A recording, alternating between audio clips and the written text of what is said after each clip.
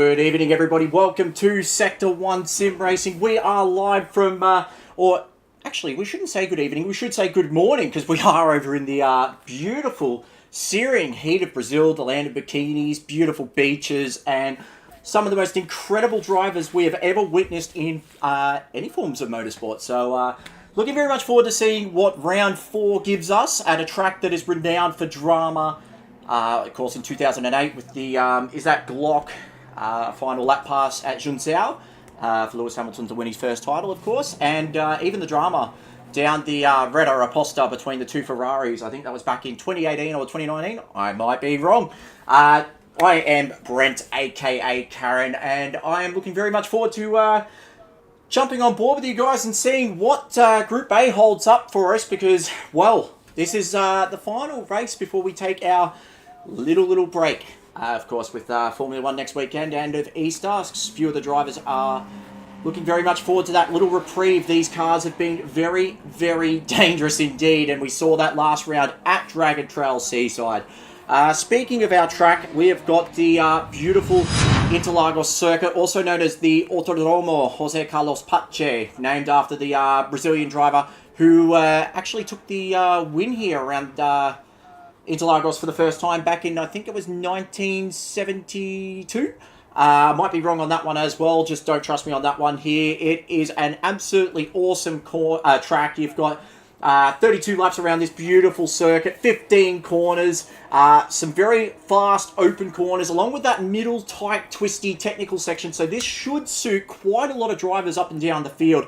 The medium tyre is the mandatory tyre, albeit they can use the soft tyres. Tyre wear is set to 4 times normal and 2 times normal fuel.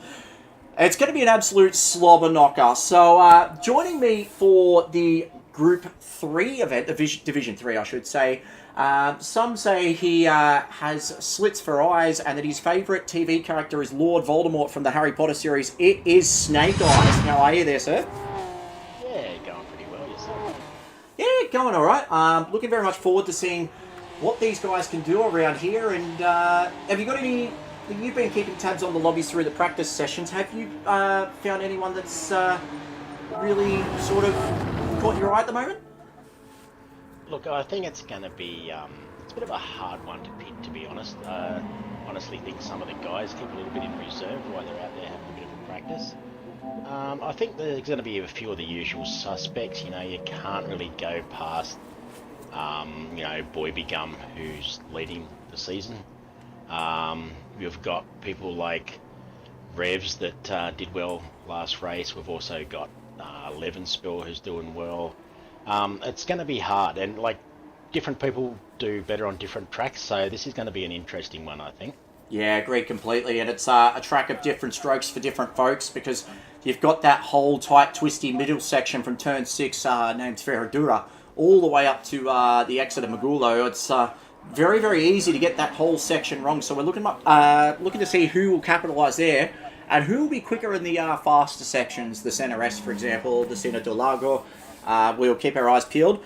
Speaking of Division 3, though, we better take a look at the points tally, because it is an interesting little debacle, as Boybegum is absolutely flying at the top of the times there for CP Motorsports. Levenspiegel's putting in a great fight for the title for Red Mist Racing. Squirrel for Black Rose in third there with 71 points. You got Grr and Killer on the Loose rounding out the top 5, followed by the Stranger, Black Project, Revs Law, our Division 4 champion from last season, VF, Daz, Beaver, Carbon Boy, Budsy, and Pruski. We will see a little bit of movement through the points tonight. There are a couple of drivers that are unavailable, and there are a couple of drivers that are, I believe, returning to this event. So very much looking forward to seeing a little bit of a mix of the field. So I think we better gloss over the team points as well, speaking of which...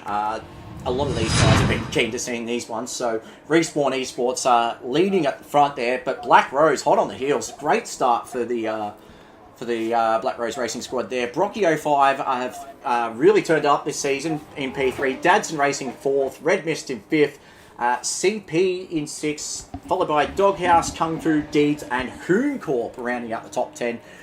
Lightning, Kraken, ISA, and APR just following outside the 10 there. And I'm looking forward to seeing a bit of carnage tonight, and I'm looking forward to seeing who makes some really impressive moves. Have you got any idea, Snake Eyes, on what you want to see tonight? I'm more interested because I'm going to be in this race myself in a few weeks' time after the break. I'm going to be interested to see the difference in people's strategies on tyres. It's going to be interesting to see whether people go medium softs or softs medium. Yeah, that's a very, very good call there. And I'm hearing up and down the pit lane, there's quite a mix, which is interesting to say the least. It'll all depend on the qualifying section. I'm looking forward to seeing some really quick times as well. There's some guys that have really been working hard throughout this week, especially grinding their noses down and getting some serious lap times in. So I think we might actually cross it over to the qualifying there, Snake Eyes. Whenever you're ready, you can press that button of yours. I believe you made a special button. I did. I actually borrowed one from a club I was at last night and wired that up. So hopefully I've got it wired right and see how we go. So 25 people in chat so far, and if you do enjoy tonight's festivities, make sure you smack that like button. Don't forget to subscribe, of course. Click the notification bell so you don't miss a bit of the action. Chat's been good so far, actually. 27 people now. We got Speedy Snoopy, we got Womble, Turtle Powers in the house, James Wolf is in, says Levenspiel for the win. Revs Law's in the chat as well, Bogzilla, Bumcrack, the Prospector Dadson, Shadow Racing, and George Cook. Good evening, everybody. Hope you're well on this very, very beautiful March evening. And Snake Eyes, whenever you're ready, you can... Yeah, I just gave him a little bit of a heads up to say that we're ready to go, and here we go. Hopefully everyone's got the right tyres on.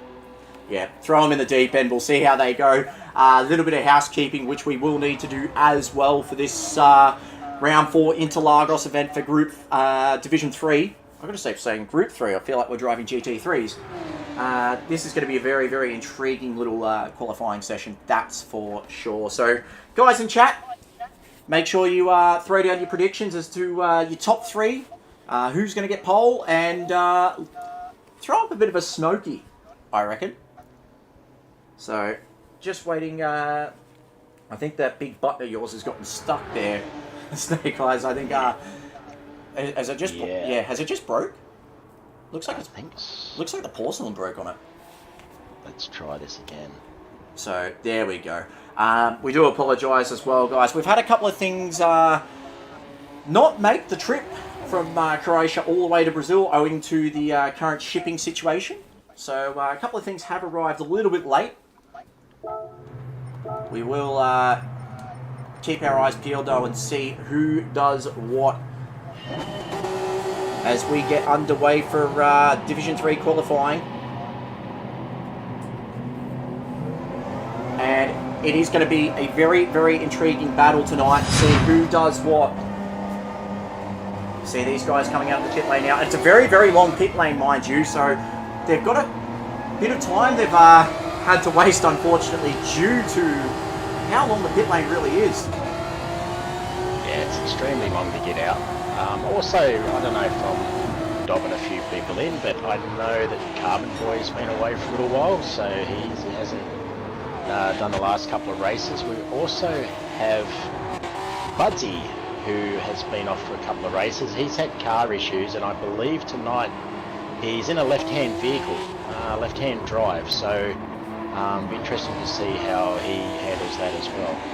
So we'll gloss over the field now with Revs for Kung Fu Racing, and Revs has taken like a duck to water for Division 3, or so we thought when we went to Seaside. He felt how hard Division 3 truly bites, so he's got the battle that he needed from last season's domination, so very intriguing to see how he goes.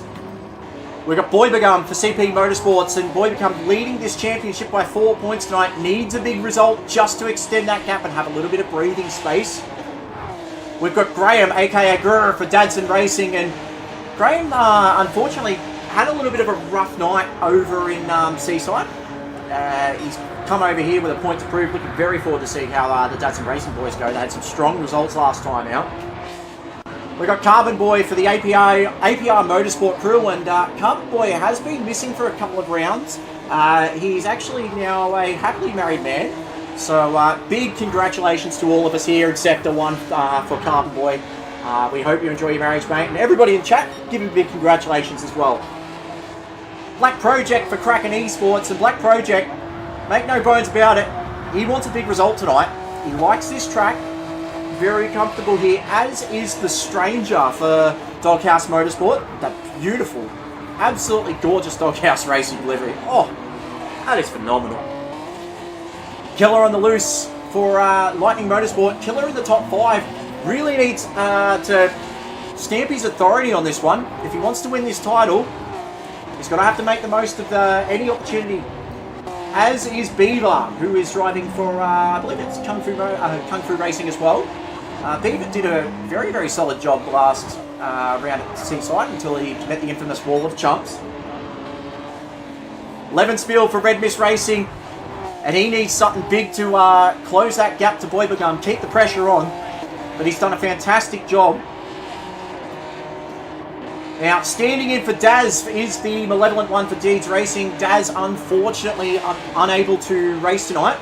He's off having surgery, and Malevolent One stood in with a broken finger, so Deeds a little bit broken and rattled at the moment. And, of course, we'll just drop back to Budsy. So Budsy has come back after a couple of rounds off. He has had major hardware failures as Malevolent One goes into the wall at the Center S. Budsy driving a little bit of a handicap. He's going to be using the DualSense controller, but we've seen a couple of these guys in Sector 1 still very, very quick on a controller. So keep your eyes peeled on Budsy.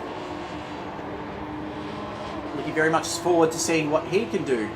I think we actually skipped one. VF, there he is for Dadson Racing as well. So VF as well, looking for a big result. Met the wall of chumps a couple of times last round. Very, very unfortunate to hit the wall as hard as he did. They had to actually replace that entire Honda NSX. It is now completely rebuilt from the ground up, and VF, yeah, very unfortunate to have a new car, but all's well ends well. So we're going to jump on board with Revslaw here for a lap of Interlagos circuit. This is one of the best circuits in the world. Heading down the main straight now. You're approaching this at about 280 kilometers an hour as revs sets a 125.4 straight into the Center S. You want to trail brake in, just hold that left-hand side and then be careful you don't use too much curve on the exit.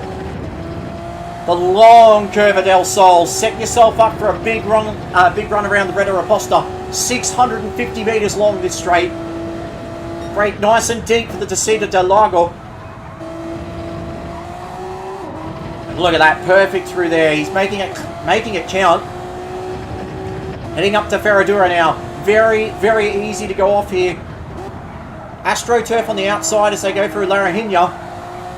And make it a very wide approach as he enters into Esse. Now into Pinarino. Let the car just settle a little bit.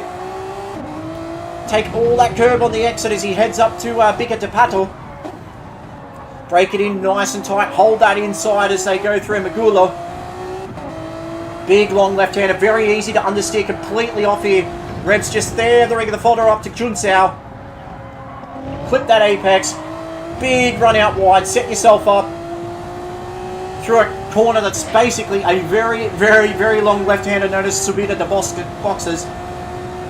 And that is a fantastic lap of Interlagos there by Revslaw. Done a fantastic job at the moment. P3 doesn't find wall time at the moment. So Boybagum currently leading the standings by 0.05 of a second. Very, very tight qualifying at this stage. Snake Eyes, any thoughts so far on any strategy calls so far for qualifying? Is anyone looking? No, I thought they actually might have hit into the high 24s, but just looking at that crosswind, they probably want the wind to be actually running down the track maybe to get into that sort of time. Yeah. With that crosswind, it's going to make it a bit harder for them. And that's a big thing in itself. We did a lot of laps on Friday night in the early practice sessions. Quite a few teams were actually arrived in Brazil and cut some laps in, and the wind was really a big factor. Some of these guys were in the basically low 26s for top tier pace, but looking at the weather here at the moment, absolutely sparkling day here in Sao Paulo. Black Project comes out with the pits. Yeah, it's just that wind that really affects the downforce, and like you get a bit of a tailwind coming behind you down those front straights, makes a huge difference. It can be a good half a second or more difference with the wind. Speaking of half a second difference, it looks like Revs is currently purple on the approach to Junxiao, so he definitely has found more time. See what he does as he crosses the finish line. There he goes, straight to pole with a 1 minute 25.227. A great time there from Revs. Very nice.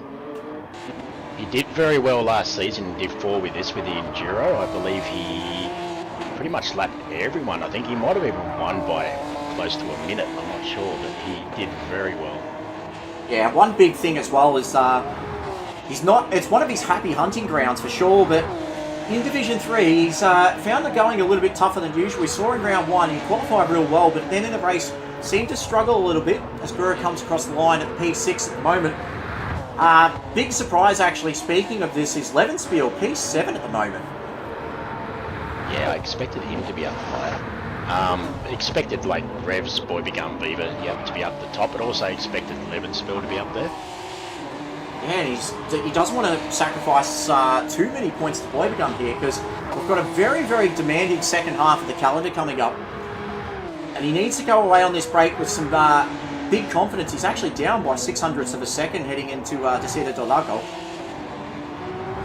Another bit of a shout to VF as well, because he was thrown into Div 3 late, and unlike Revs, who won Div 4 last season.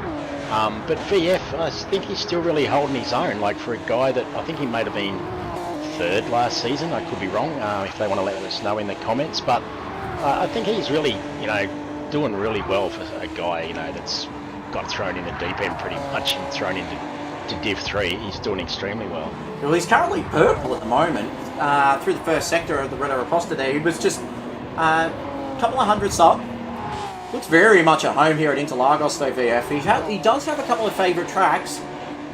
Be very intrigued to see where he actually goes. He's definitely going to improve here. Skura goes to P6 with a 1 minute 25.8. VF's found some time, but he's lost a lot of time in that middle sector. His killer goes P9. Tricky. Yeah, very indeed, because it's so technical. It's very hard to pick your braking markers and really try and trail break that car in. It looks like VF definitely on the improve here. He might actually jump Levenspiel here. We'll wait and see. No, he does his fastest lap though, and it's a 1 minute 25.9. Not long now left in qualifying though, so strap yourselves in, guys. Big shout out to the Stranger at the moment, P5. Great job so far. See what he's capable of. He runs down to the first sector. He's up by 100th. That car looks absolutely phenomenal too. Just over half a second separating the top 5 guys as well. And then even Gurr, it's only 0.076 back to him. So, 0.6 for a second for the top 6. Back to 7th, still only 7 tenths. So it's very, very tight right across the board. There's not much in it. Like there might be a second split between 1st to 10th, but I mean, there's not much between each individual. Yeah, Levenspiel's actually in a world of pain here. He's actually down. He might get a little bit of a tow from... oh no, he might be just a little bit too far back. Definitely not going to improve by the looks of it. Oh, he does by 100th. 1 minute 25.8 puts him P6. That's a solid lap. Looks like Revs though, unless someone's got something to dethrone him, Revs might just have this. Boybegum's done. Beaver's done as well. Black Project, he's had a horror lap there. The Stranger, we'll just see what he's done. He's also done as well. Looks like might be done. Might be done as well. Budsy comes across the line, so a big congratulations to Revs there as he takes pole position. What a lap that was. Whew. He set the foundation quite early from that one. And 1 minute 25.2, only 0.06 of a second in front of Boybegum. We might actually jump to those qualifying results provided to us by Adelaide Ceramic Coatings, of course. And Revs in pole position. 1 minute 25.2, follows a 1 minute 25.2 from Boy Begun, Beaver in P3, Black Project putting on a good show there in 4th position, The Stranger in 5th, Levenspiel in 6th, Grr in 7th, and VF there in P8, Killer on the Loose 9th, Carbon Boy 10th, Malevolent One in 11th, and Budsy rounding out the field there in P12, and that's an angry little hot pocket if we've ever seen one, and then turn 1 is going to be very, very intriguing. So strap yourselves in, guys. Make sure you've got your beer, got your water, whatever you need, some snacks. Pop in your top 3 in chat as well. Let's see what everyone thinks. Looking at the comments, Snoopy says, good luck to all drivers. Womble has said, Levenspiel first, Meh second, and the guy 2 places behind Levin third for the win. There's a lot of chat, actually. Holy jeez, it's caught me up. Blind Man's in the chat. Kez is in the chat as well. CGK is in the chat. Debrev's in the chat as well. Good evening to everyone. Are you ready to get underway, I reckon, Snake Eyes? Yep, I think we should. I agree, and I'm looking very much forward to seeing who's going to be aggressive into turn 1 is the real question here. There's going to be a... there's going to be a lot of chaos in this one. A lot of feeling as well. I got to feel like after what we saw at Seaside, especially last week, there was a lot of feeling up and down the pit lane. A lot of guys felt hard done by, and a lot of guys were not even concerned in the slightest. So we'll wait and see what Interlagos brings us tonight. This first corner, I think, is going to be very interesting as well, because like a lot of races, or a lot of tracks, I should say, first on pole is actually to the outside of the track. And on this track, it's a very short distance between the start and the first corner. So it's going to be interesting to see if they try and move across to get in, or whether they stay a bit wide and whether people jump in. Yep. I reckon we might just hit that big button of yours there, Snake Eyes, covering the Brazilian flag, as these guys... Gonna go off on a break, on a high or a low. We are about to see. I'm actually concerned as to what happens here in turn 1. I think there will be chaos. Yes, I think so. Let's wait and see now.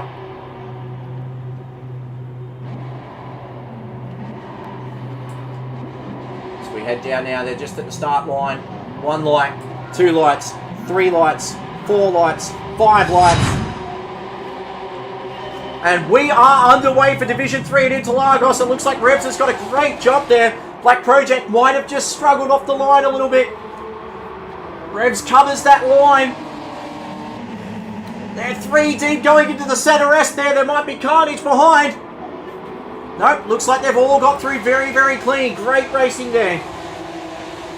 That's really good to see. Really good. Jumping on board now with Guru as he succeeds the position to Black Project. There's a little bit of carnage going down. Oh, Guru's absolutely sent it up the inside, and he's going to run wide. Levenspiel decides to take evasive action. He'll gain a place out of this. That was absolutely crazy stuff there from Guru. He tried to get the move done, and it ended up costing him more than anything. He's down to P8 now, as Killer has gone past. I see Beaver too. He's got a half-second penalty. Oh, so Beaver early on has already seen the wrath of the stewards there. Couple of pens clicking. Boy Begun all over the back of Revs, and Beaver's going to be dropping back a bit. Someone else has actually gone round. Looks like someone's gone round already. It's Malevolent One. See if we can catch that on a replay. And it just looks like, yeah, he's just gone around. Little bit of contact there. Well, Boy Begun is sticking to Revs like... Just see if I can get out of it. Whoop. So, Revs at the moment.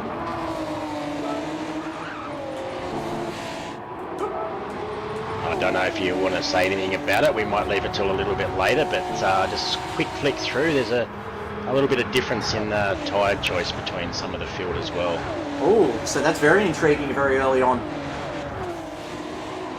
There's a lot of variation by the sounds of things. A lot of guys not confident on what tyre to select, and That'll be intriguing to see where these guys are going to stack up.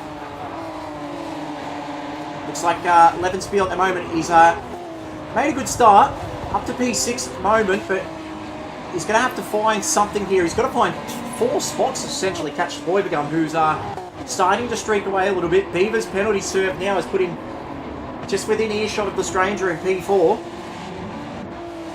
Yeah, he's dropped about 1.5 seconds off Boybegum, nearly 2 seconds from Revs. But, you know, it's early days, he's still very close. Very, very much so. 32 laps around here is not an easy slog at all. We'll jump on board with Boybegum at the moment. See if he can close into Revs. Looks like the NSX just struggling in the dirty air a little bit. It's going to set the fastest lap for Boybegum.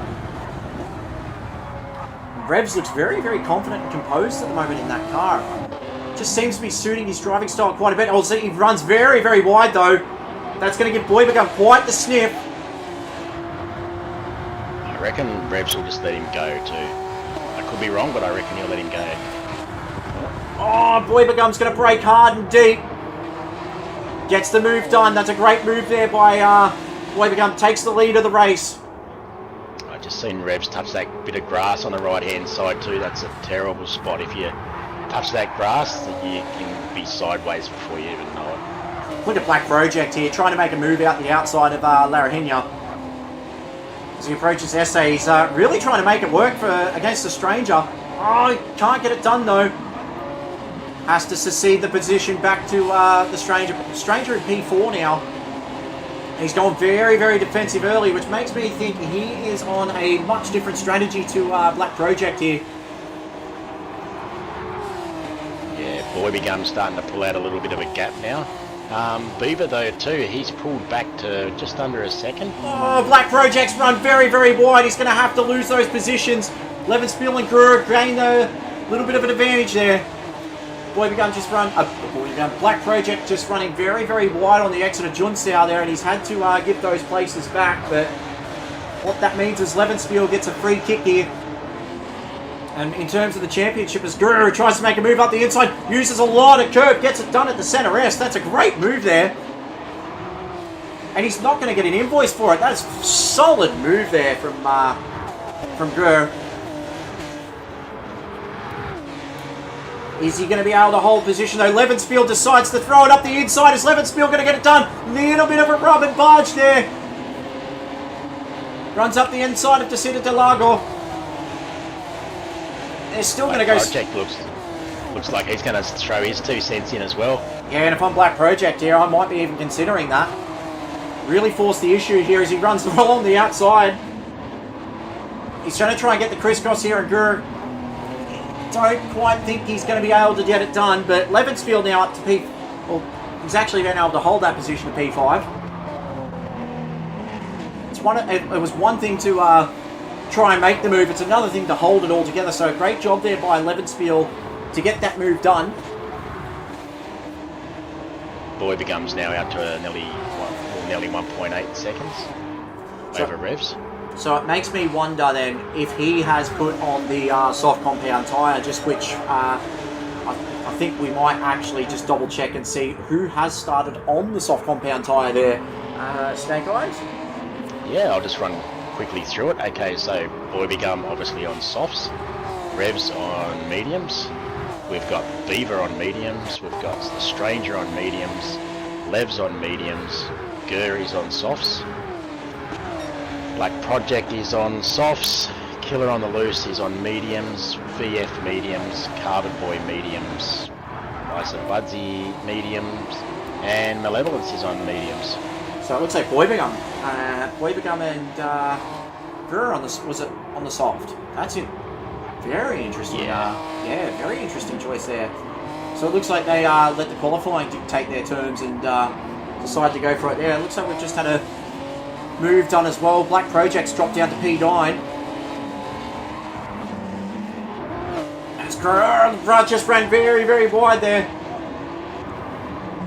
He's been able to get it back, but look at Killer on the loose. Very, very defensive there, trying to get around VF at the moment. VF wants to argue this as well. He's making no bones about it. tell how tight this is as well. These guys really not wanting to give each other a single quarter. No. And like some of the racing is, you know, they're within a few tenths of each other, and as we know with these cars, that dirty air can play a really big part. It doesn't take much for you to get thrown off the track, to be honest. Yeah, agreed. And one thing as well to be mindful of as a result is how deep you brake, because you're going to be using more tyre to try and pull the car up, and as soon as the group goes around here, it's gone. It's a very abrasive track here at Interlagos. These guys will not want to make any errors. But at this stage, it looks like Beaver and Rebs on the medium compound strategy at not letting Boybegum go at this stage of the race, which is very intriguing indeed. See how deep Boybegum runs. He's going to have to really try and make those soft compound tyres work. Yeah, and that's the thing. Like, if you qualify up the front, do you run the softs so that you've got that sprint pace to pull away from people, or do you run the mediums and and then try and save the softs for coming home? Yeah, that's the trickiest bit of all, because if you can't look after the soft compound tyre and you've got to put it on later, yeah, you might make a move on it or two on the medium, but I don't think there's going to be as much reward for doing so. Boybegum and I think it was Gurr that were starting on the soft. Those guys will really be able to make hay while the sun shines at the moment, but if the soft tyre dies too much later on in the stint for those guys around them, they might just... bit of a hit between Beaver and Revs. Revs is gone, by the way. Revs is gone! Revs is gone! Let's see what's happened there. It's the two teammates, unfortunately. Oh, is there been contact? Oh, look at this. Beaver just tries to set it on the inside. There's teammate contact! That is huge! That is massive. That's dropped Revs right down into the clutches of Lev, who's now past him, and he's also now stuck between the stranger and looks like Gurr is throwing his hat in as well. So it's now a four-car battle for the last spot on the podium, effectively, but that contact between Revs and Beaver, that is huge. Absolutely massive. Going to have to keep our eyes on that, because there might be even more carnage unfolding after this race. As yeah, and that's let Boybegum streak out to over 8.5 seconds.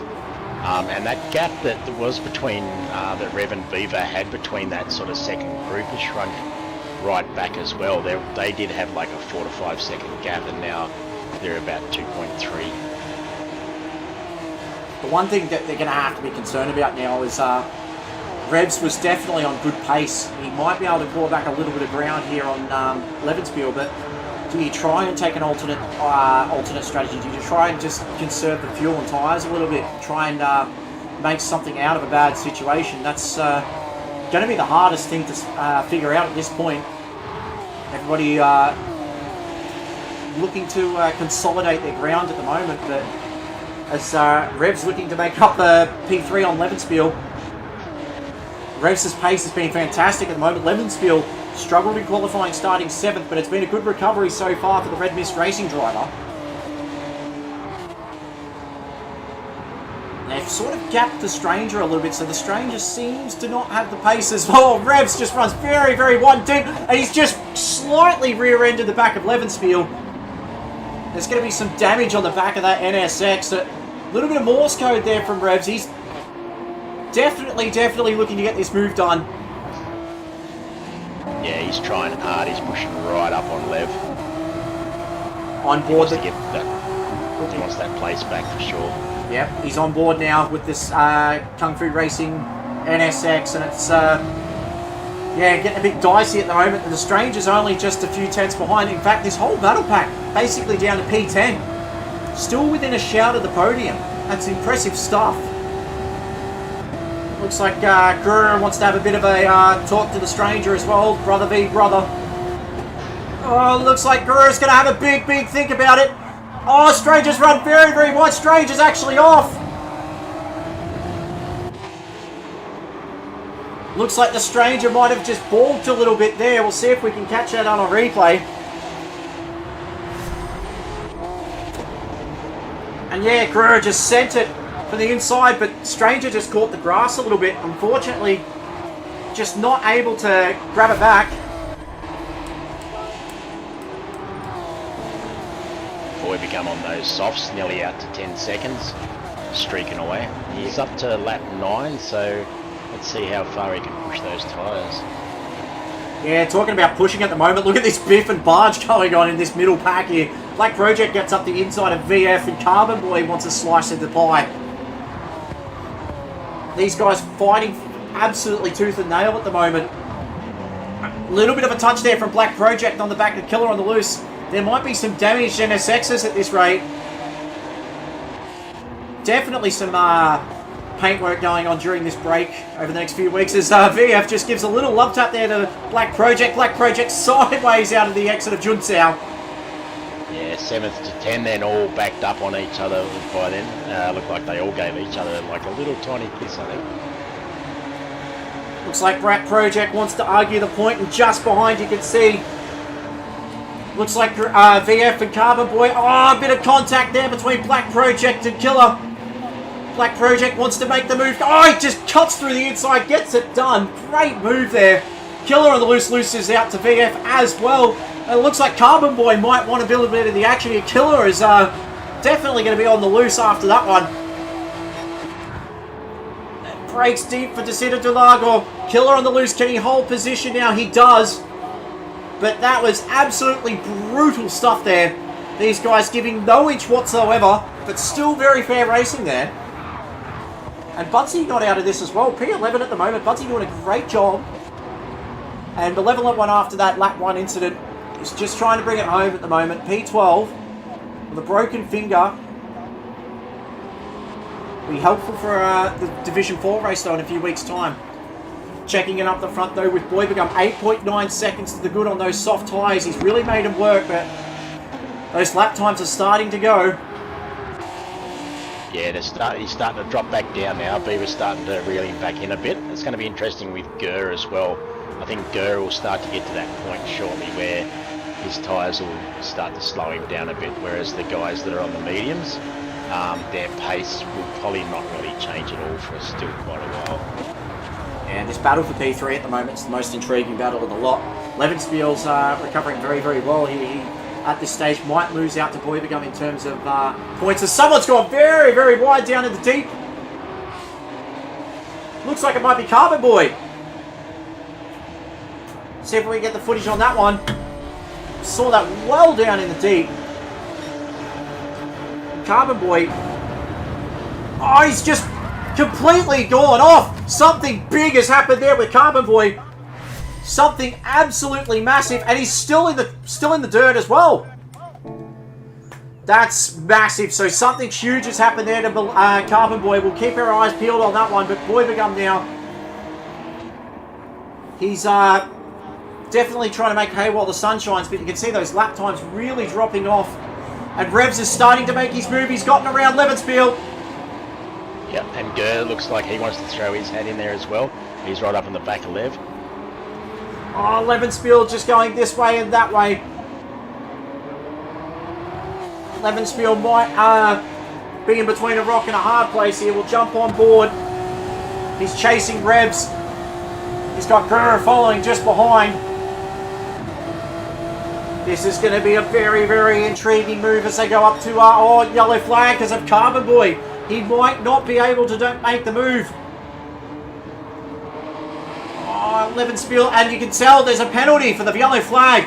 That is very, very harsh. Oh, that's unfortunate. That's very, very unfortunate. It looks like Carbon Boy is going, but Levenspiel made the move. Yellow flag was out, and unfortunately he has got a penalty for that. That is absolutely heartbreaking there for Levenspiel. That could drop him back to like 7th. All that hard work as well. It's just unfortunate. Carbon Boy just off the side there having some sort of serious issue. So yellow flags were out, but yeah, what do you do? That's rough. Yeah.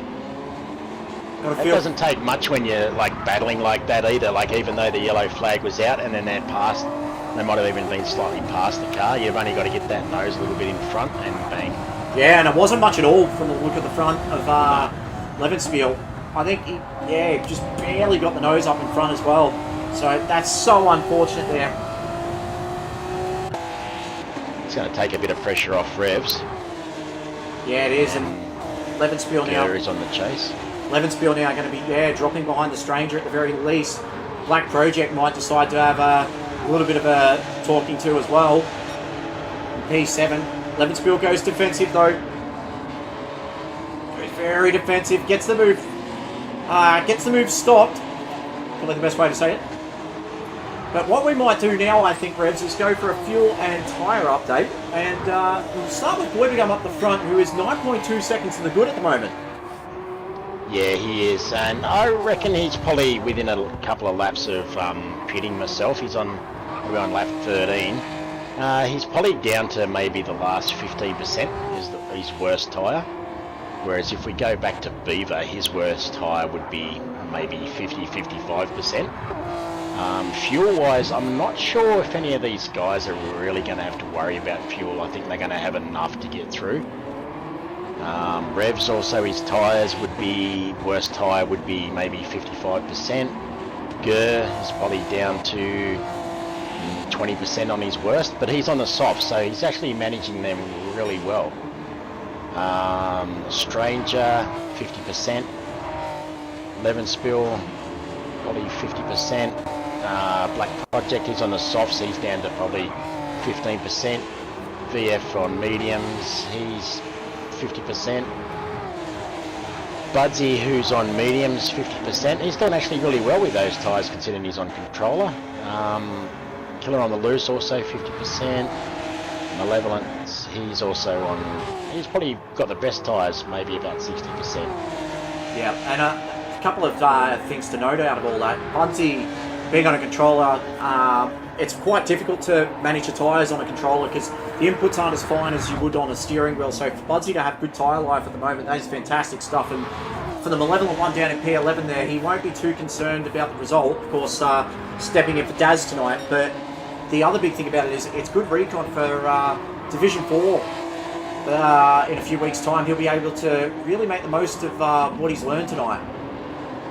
And really apply himself coming up to the next really apply himself coming up to the next race there. So APR fuel and tyre update, of course, brought to you there by Snake Eyes. And make sure as well you get around Kruski, who's not racing tonight, unfortunately doing real life racing though at Simmons Plains in the Hyundai XLs.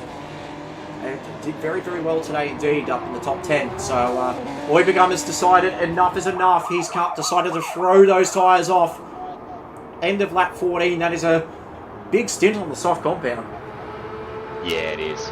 It'll be interesting to see the guys though that are on the mediums, whether, you know, once they get a bit of fuel out of that car, if they then go onto the softs, whether the softs will last longer than, you know, the laps that Boybegum got out of them. Just got a bit of a thing through as well that Carbon Boy had a bit of a failure, so he's dropped out. Massive failure by the sounds of things as well. He hit the wall of the centre S there at about 210 k's. So we saw the yellow flags there. We weren't able to get back on board with him for a little bit, but we do understand that he is currently in the medical facilities there. We hope he's recovering very, very well there, and that would have been a massive impact. The front of that NSX would be absolutely destroyed. So APR Motorsport looks like things are going from bad to worse, unfortunately, this season for one of the legacy squads here at Sector 1, and they'll need something big to finish the season up on a high. They especially don't want to finish top 10 at the moment because the gaps are really starting to play their part. Speaking of gaps though, Boybegum P5 just slotted himself into a really good spot here. He's got the medium compound tyre on. Have to baby them early on though. Yeah, get a little bit of heat into them. And he's sort of stuck in between Lev and VF. VF is actually up into 6th place. Maybe that's because a little bit of a few guys, I'd say Gurr has also got in and changed his tyres as well. But yeah, you know, VF still pumping along there. Like I say, sort of got thrown in the deep end a bit and doing extremely well. Yeah, and I think the big thing for VF as well is the step up. So a lot of the times you'll see guys in Division 4 jump up to Division 3, not on the pace straight away. It takes a little bit of time to get used to the pace of the field around you, especially when you go up to those higher divisions. From Division 3 to 2, we saw Bumcrack win Division 3 championship, and then he's now in Division 2, and he's just starting to battle his way into that mid-pack, and I think the only exception really to the rule is the guy that's in Division 1 later on, Young Wakey. He was Division 3, won the Division 3 title, and then cleaned up Division 2 title, and now look at him fighting for the Division 1 title. So there are exemptions to that rule, but it's very, very tricky to make the step up. A lot of guys do put a lot of time in to prepare and practice properly for these events. It's not like you just jump on and away you go. These guys work very, very hard, put a lot of hours behind the wheel, and they all have fun while they do it as well. A lot of banter, a lot of chat over the week, especially here at Interlagos, where a lot of the guys are fighting with the fuel and tyres and that sort of stuff. As Levenspiel right behind the Stranger now, so the Stranger's had a little bit of a moment by the sounds of things. Yeah, I'm just looking too. Beaver's in for the pits. Revs has gone in and pitted. He's dropped back to 8th, so it's going to be interesting to see where everyone comes out once everyone's pitted. So I think Revs pitted a lap before Beaver, and they were your top 3. So this is going to be interesting to see how far some of these guys run these tyres out. And I think one of the big things as well is that with Beaver coming in and putting on a soft as well, he's going to make that soft tyre last 15 laps, which is what Boydengum did, but you've really got to baby them as Levenspiel decides to show the nose. Oh, he's got the inside of Stranger there, a little bit of a love tap. Levenspiel just backs out of it a little bit, but the Stranger definitely is in a bit of a hustle here. Boydengum closing in very quickly as well. He's on a different tyre. He might get held up by this. Yeah, he had that big gap though, so he had that big gap at the start because he ran the softs, and the guys in front of him haven't pitted at all, so he's still in a really good spot here, Boydengum.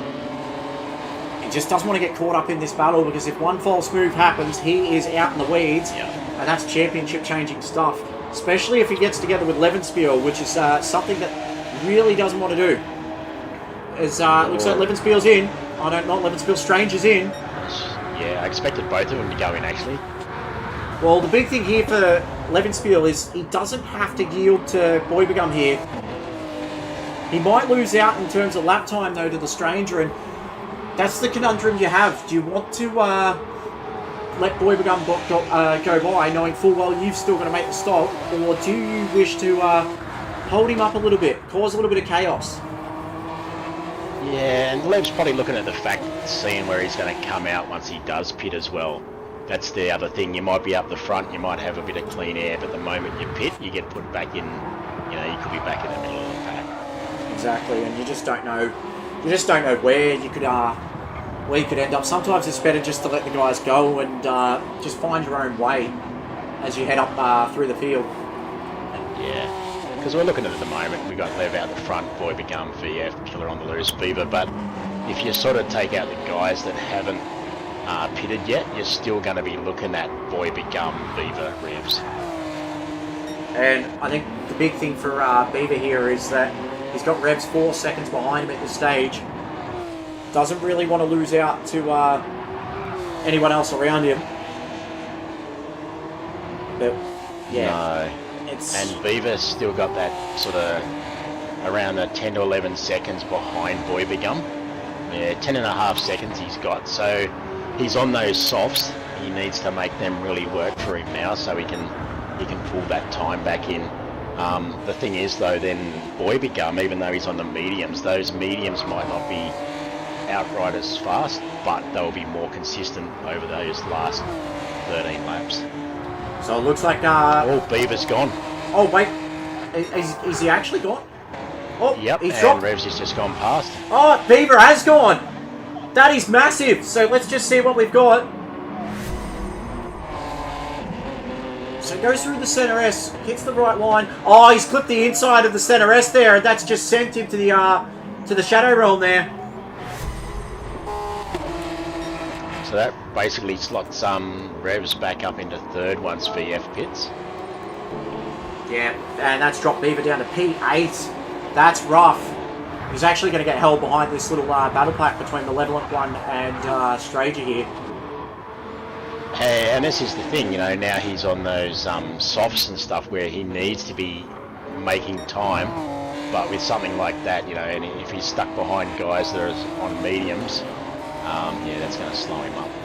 Oh, I think he is getting slowed up at the moment. He goes up the inside of Malevolent One here. Malevolent One just gives him a lot of room, gets it done. Not really Malevolent One's fight, but he can sit behind these guys and just learn the lines. So, and Lev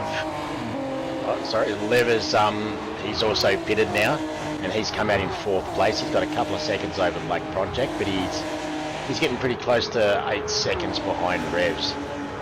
Well, the big thing that out of all this is that Black Project is on a medium compound tyre here.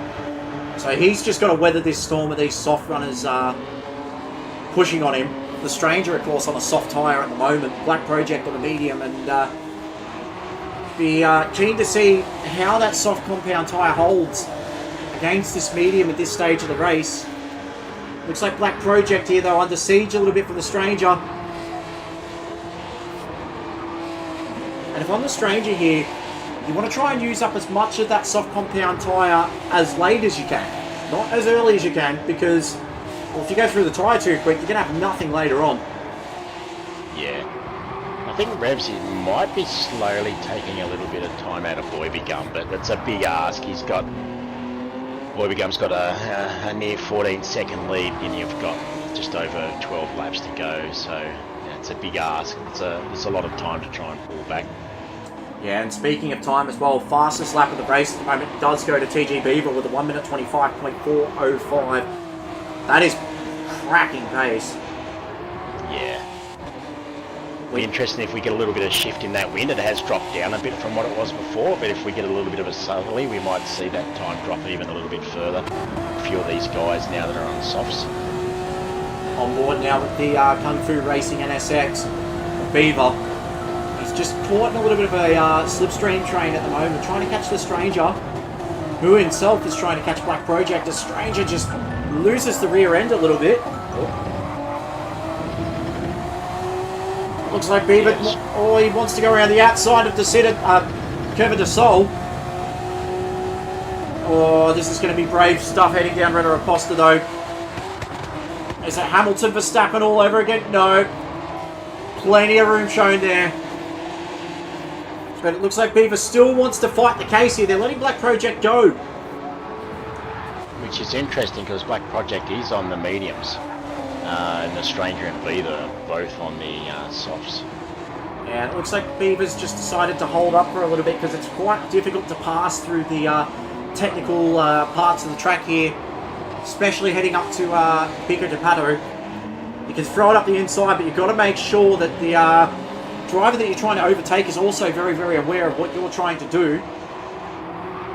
Yeah, extremely risky through that section to try and go up the inside because there is not a lot of room, and you know, so the corners come back on themselves. Ooh, Stranger, it's just run wide. Yep. He, yeah, I think got checked up a little bit by Black Project there, who himself was having some issues. TG Beaver goes up the inside. It looks like Stranger's going to try and battle this one out, though. Stranger thinks about a little bit of a look here. As VF pits. Oh, Stranger's just got the grass a little bit. Runs wide. Whoop. We've just had a little bit of a Lance Stroll going to the pits moment, but looks like Stranger's just lost that gap now to Beaver. And Beaver himself is actually closing in on Black Project here. So Black Project up to P4 at the moment. He's trying to weather this brutal assault from Beaver here. Oh, Beaver's going to go and throw it up the inside as they head up to Ferradura. You want to make sure plenty of room given by Black Project. Is he going to go the kit? He's looking for the cutback. No, Beaver's got it done. Beaver is on those softs, so he's got that little bit of extra grip.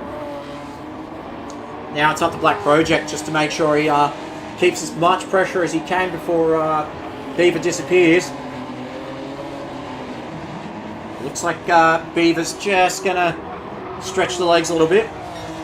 Yep, he's 4 seconds behind Lev.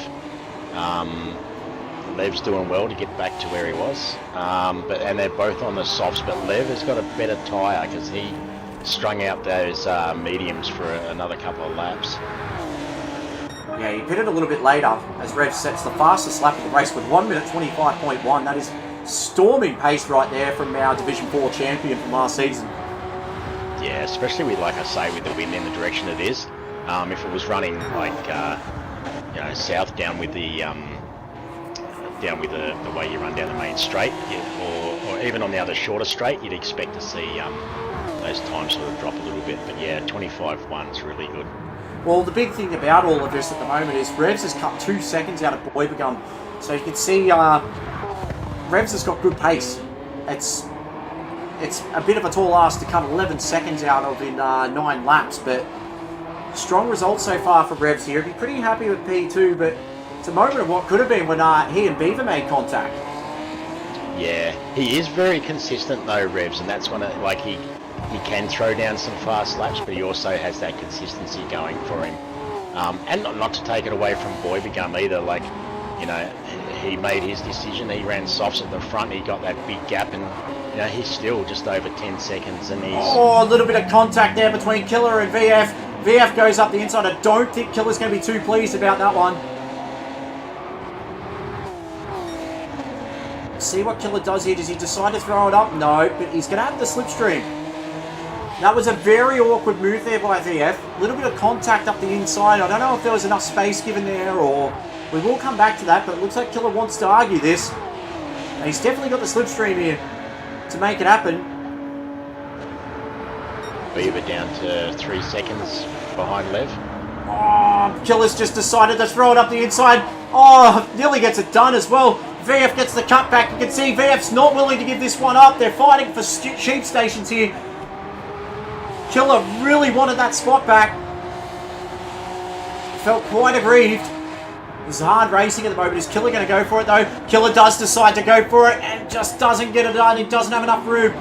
VF gets away with it, so VF lives to fight another day. Killer might be a little bit aggrieved by that. We'll see if we can catch that replay of what actually happened there.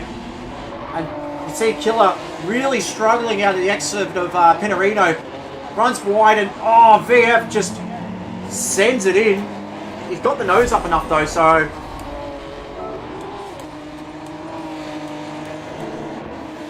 Looks like that gap might just extend. We'll wait and see. Back up the front, Boybegum now. It's 9.6 to the good, so that gap is dropping, but it's not dropping enough. No, and even if he does manage to catch him, he's going to be on those softs, and by the time he would catch up to him, I think those softs would probably be past their use-by date, so then being able to get past him would be a really hard task. Still a great recovery by Levenspiel at the moment. He's P3. He's got 2.2 seconds though. Beaver definitely closing in, as you said, Snake Eyes. Beaver actually set the fastest lap of the race with a 1 minute 25.005, and he's backing it up. He's only 300ths behind in its first sector. Might see a little bit of a climax here in the last few laps if Beaver keeps his pace up. It's not what Levenspiel will want. That's only a blink, isn't it? 0.005. It's a blink to be in a 24. Yeah. That's fast no matter which way you look at it, especially during a race. Brutal paces. Black Project has got the Stranger all over his all over the rear end of the NSX. You probably can see the Honda badge on the back quite comfortably, along with all the sponsorship for Kraken Esports. Stranger's definitely not willing to give this one up without a fight, and Gruer's not too far behind these guys. He is on a soft medium compound tyre, so he might be able to just get back to these guys. We'll just jump back on board with the Stranger now. Looks like Daz, well, he's had a bit of a topsy-turvy season, the Stranger. We saw what he was capable of in the couple of seasons ago with the touring cars. Able to fight for regular podiums. breaks deep into the center S, but just can't seem to make inroads on Black Project there, who's run very, very rough through the exit of the center S there. He's definitely going to be under threat here. Daz just tries to get the cut back there, the Stranger. He's going to run on the outside. Can he get it done? Oh, he's run a little bit wide there. Oh, a little bit of a bump. This is great racing between these two. Two very hard-nosed, hard chargers. And Daz, the Stranger just does not want to give this up. He knows he's got an advantage on pace. Oh, Black Project takes a defensive line. Beaver is down to 1.3, 1.4 behind Lev. Oh, we're going to have to keep our eyes on that too, but this battle here is the one to watch at the moment. This is very intriguing stuff here. Black Project seems to be really struggling with a little bit of understeer through Pico de Pato. Is the Stranger... A few little battles on track. You've only got VF and Gura just behind as well. Gura's actually dropped behind VF here, so VF looks like he's made a bit of a move. Two Datsun racing cars are going to have to work together here. VF is on the softs and Gura is on the mediums. Good call there. So Levenspiel now 1.7 seconds in front of Beaver. There's not much left in terms of time. 5 laps. Levenspiel's just set his personal best with a 1 minute 25.3. Beaver, though, setting another fast lap of the race with a 24.9. That's 4 tenths just in that last lap alone. I'd be actually quite intrigued just to know the tyre difference between the two. I was just looking at that. I would say that Viva, his worst tyre, would be down to about 50%. And the other tyres are maybe around the 40%. Whereas Lev, because he pitted that bit later, I'd say he's probably used about 30% on his worst tyre. And his other tyres are probably 15 to 20% maybe, so his tyres are looking a lot better. Beaver is burning up a lot of his tyre to try and catch up to Lev. Yeah, and that's one thing as well. It's all good and well having the pace to catch somebody, but you need to have the tyre life when you get there. As Black Project suffering from understeer there, the Stranger really wants to make something work here. P5 on offer. He'd be pretty happy with the top 5, I expect, the Stranger.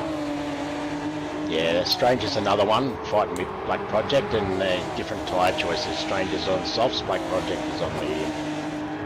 And that's another thing altogether.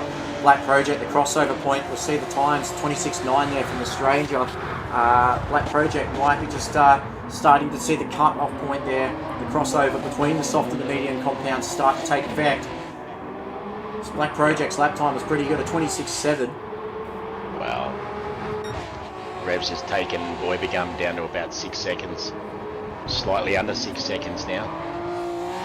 So, Boy Begum, the interesting thing I saw when he pitted, he had, I think it was 59 or 58 in terms of fuel. I'm just interested to see, do you reckon there's anyone that's a bit touch and go for fuel at the moment in terms of making it home, or do you reckon everyone's alright? Yeah, going through it, probably the surprising thing is Lev seems to have used the most in, say, the top 4. Black Project has got quite a bit more fuel than the rest of those. He's got a quarter of a tank. Stranger is getting down to close to an 8. VF, quarter. Gur, I don't know, he might have got a little bit of fuel because he's only just got a bit under half a tank. Whoa. Quarter of a tank for Killer. Isa Budsy, a bit under a quarter. Yeah, there's a bit of a difference in the top few guys of how much fuel they've got. Oh, it looks like the battle is on for P3 now. Levenspiel might be under threat here these last few laps because Beaver is in slipstream range. And Levenspiel's feeling the heat too. He runs wide out of the exit of Curva del Sol. But the pace is just lightning from these two at the moment.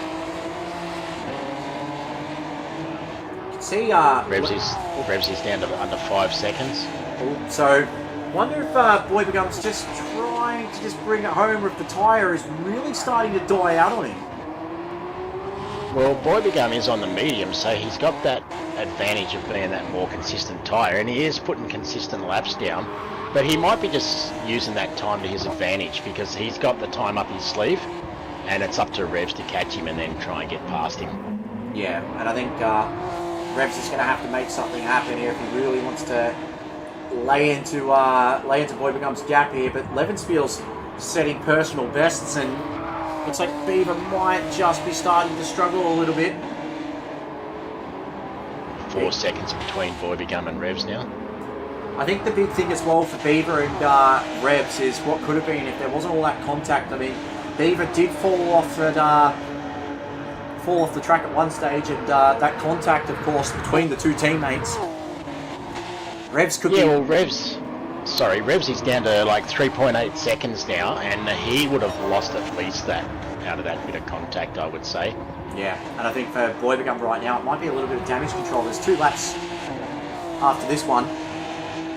And Revs is actually purple too, I believe. So he's, on lap 30 and he's putting in a purple, so let's see how he goes. I think there's been a bit of a moment there between Killer and Guru, because Guru's actually fallen behind Killer here, and Killer was about 5 seconds behind him. Looks like VF has also decided to make hay while the sun shines. Black Project's actually dropped behind them now, and the Stranger has got around Black Project. This battle between Levenspiel and Beaver, out to 1.2 seconds now. Some cracking pace. Beaver's tyres are starting to hurt a little bit. Looks like Levenspiel might just hang on. But having a look at the pace here from Revs. Revs set at 1 minute 25.70. The gap is down to 2.5 seconds. So he's doing his best to absolutely lay into Boy Begum here. He's trying to throw a few haymakers. In fact, Boy Begum's last lap was a 27.1. That's a 1.6 second flip there for Boy Begum. So Boy Begum, he set a purple first sector here. I wonder if he's just seen that and just gone, oh, you know what? I might just have to turn up the wiki here and show these guys how it's done. Reb's Law. Oh, if you can find another 1. Yeah, if he can find another 1.6 seconds, it might be a final lap bloodbath here between these two. Yeah, there's the top 5 guys all got their fuel light flashing as well. Looks like, yeah, Boy Begum just through the technical section there's really struggling. Time's just dropping like a stone through this part of the track. Yeah, and you look at his timing like that 27.1, then you go down to Revs who's in a 25.7. So he's chopping that time out. Revs is looking very much comfortable behind the wheel here at Interlagos. It is a happy hunting ground for him, as you said it before the start of the race. But he's already got 1 lap to go, so yeah. Back down to 1.5. I don't think he's going to be able to find enough. No, if Boy becomes smart, he'll use that bit of time to his advantage, even if he lets Revs catch right up to him, like he's got to then try and get past, so,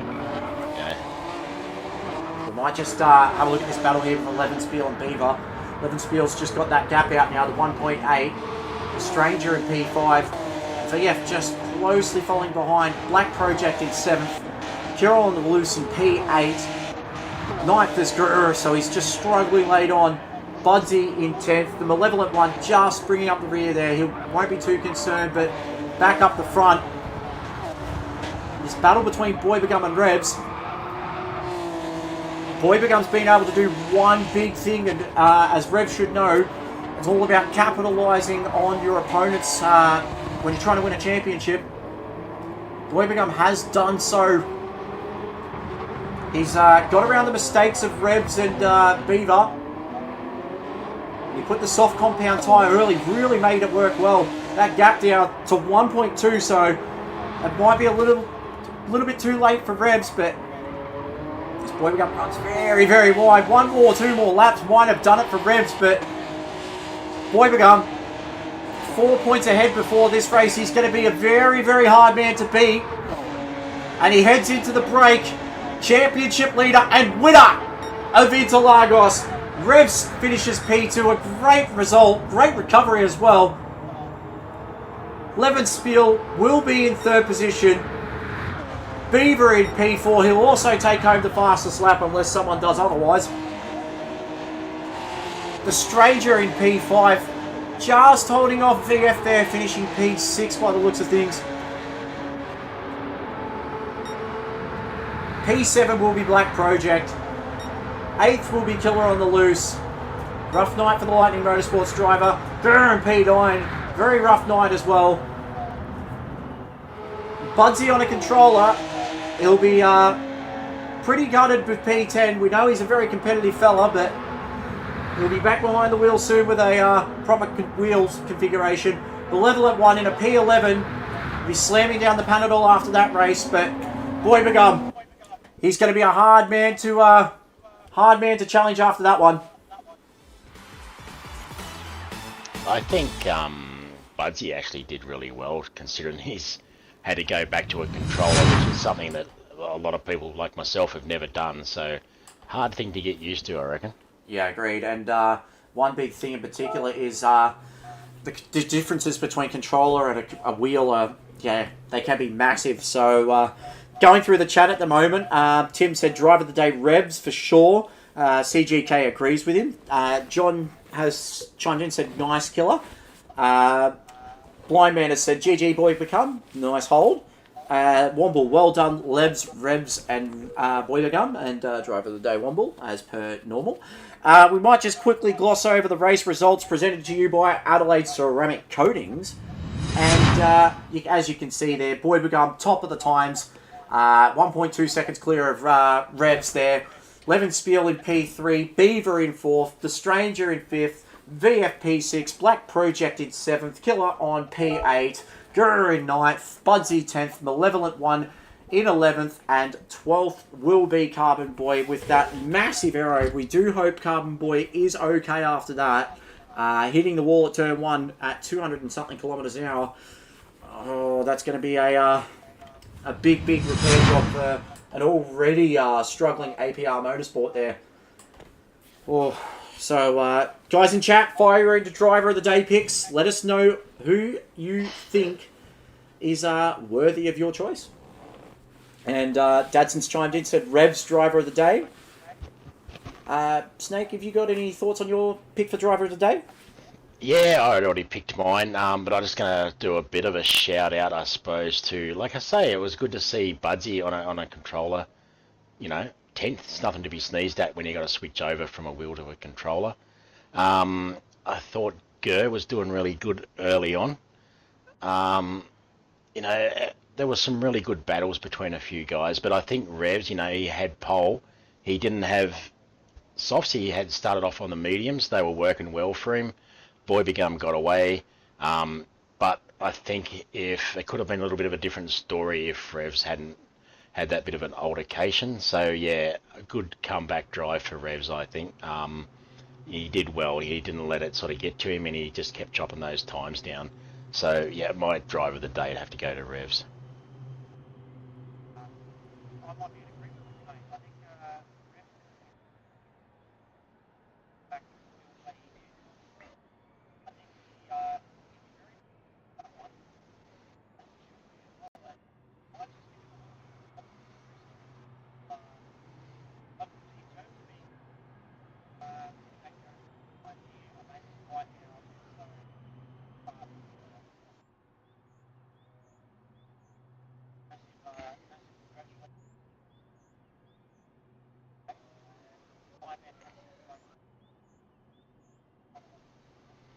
Yeah, started 7th.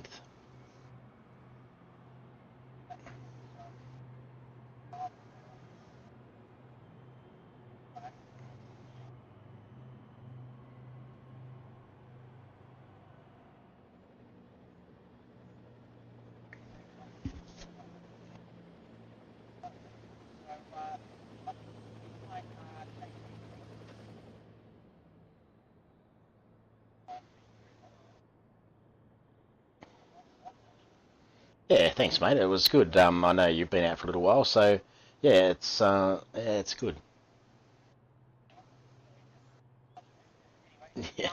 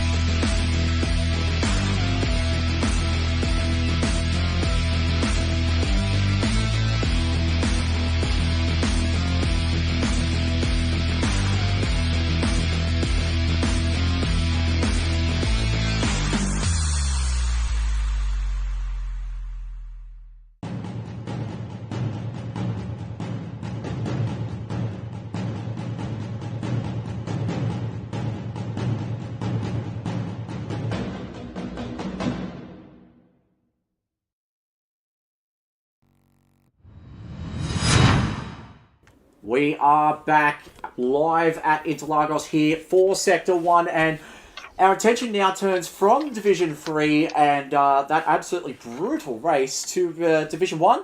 And joining me in the box now is a man that is a champion in his own right of Division 3, but not only that, team owner, and he'll have very, very keen observations on this one as his driver is fighting for this title. It is Mr. Bumcrack. How are you there, Plumber? I'm very well, thanks, buddy. And good afternoon and evening to everybody else out there. Yeah, it's going to be an interesting race. We've got a full house here. The best of all lining up, and it's going to be very interesting, I reckon. Yeah, and I'm looking forward to seeing, especially that battle between Geesh and Wakey as we go to the Division 1 points at the moment. There's not much separating those two. 2 points, which is... yeah, it's nothing. And it's a long way back, though, to Speedy Snoopy and Morgan Davey. Those two are, yeah, they're quick races in their own right, but holy jeez, these two, Geesh and Wakey, would not be surprised by season end if we see distinct Wakey at some stage. But as the team owner of one of those two drivers fighting for that championship right now, Bumcrack, what's your thoughts on the whole situation? Well, I mean, the young fella is definitely capable, and he puts the hard yards in. He practices heaps. Just is just an alien, really. Up there with the best in the country. It's going to be very tight towards the end of the season. Then you start throwing people like Mountain Goat, GTR. I mean, GTR is never to be underestimated. Yeah, agreed. 110%. And then you've got the guys like Diswood and John who have been practicing relentlessly. Turtle, unfortunately, not here tonight. Faf and Noodles are looking to make a statement in this championship as well. And Muffin wants to bounce back with a strong result there. And you can see in the points there, that mid-pack between, I'd say, Morgan all the way down to Noodles. There's absolutely nothing in it between those guys. So you're going to see a lot of chopping and changing over time. But it just leaves so much questions in terms of who's actually willing to put up the fight to Geesh and Wakey at the moment, because those two just being a class above, it's absolutely crazy to see. So I think we might just not hold these guys up, because I'm too keen to see what Wakey and Geesh get up to. How are you feeling about that one, Craig? You ready to go? Oh yeah, I'm ready to go. I'll push the big button right now. Beautiful. And guys in chat, make sure you throw in your picks for this one. Let us know who your winner is. Big surprises. We'll wait and see. I just can't wait to see what's going to happen in this division, to be honest. It's I ran with a few of these guys last night and the night before, and they're not mucking about at all. It's one thing to keep up with these guys. It's another thing to fight as hard with them and really try and cause chaos with these guys. It's, as we just wait. I was struggling to keep up to them with soft tyres, and they were on mediums. They are fast. Whole field. So it looks like we've had a big issue with one driver. Looks like his car's just completely failed. He's been having issues with that car this evening. Oh dear. So it's up to you if you wish to set that grid. Yeah. We'll have to. He's been having some serious issues with his ECU. Oh, that's really unfortunate as well, because we've been looking very forward to seeing who's going to do well tonight, and that was one name I was very keen to see as we go to the Division 1 qualifying now. And as you can see there, Speedy Snoopy, he is a bear that's taken on to Division 1 like a duck to water. Make no bones about it, he will be quick tonight for Red Mist Racing. We've got John for Lightning Motorsport, and John was quite quietly confident about this one, as I put the commentator's curse on him there. Whoops. As young Wakey, our first title contender here for the man beside me, Kraken Esports, and Wakey Gate is well and truly on. That's all I'm going to say. So guys in chat, if you're keen to see Wakey Gate happen, type in the chat hashtag Wakey Gate. We got the kid, aka Mountain Goat, for Brocky 05 Sim Racing, and the Goat, make no bones about it, on his day is absolutely capable of shaking the championship fight up. filling in tonight, we've got Dadson of Dadson Racing. I don't know why, but we're seeing the Epsom livery just there for him. So that might be a livery glitch. We'll wait and see. We'll just gloss over that another time. We've got Faf for ISA Esports, and Faf has been quietly going about his business. He wants a big result tonight. Had a bit of a shocker. Oh, you can see as he gets the tank slapper on through the centre S. He's struggling a little bit at Dragon Trail Seaside, so this track will suit him, as will it suit Diswood for Brocky 05 Sim Racing. Diswood's been quick. That's the general consensus up and down the field. Returning behind the wheel tonight, we've got Noodles for Respawn Esports, and Noodles, unfortunately, out last round. Would have loved to have been at Seaside. It's a stronghold for Noodles. We've got Captain Muffin there for CP Motorsports, just behind in that Gold Kings entry. Muffin needs a big result to consolidate his status in Division 1.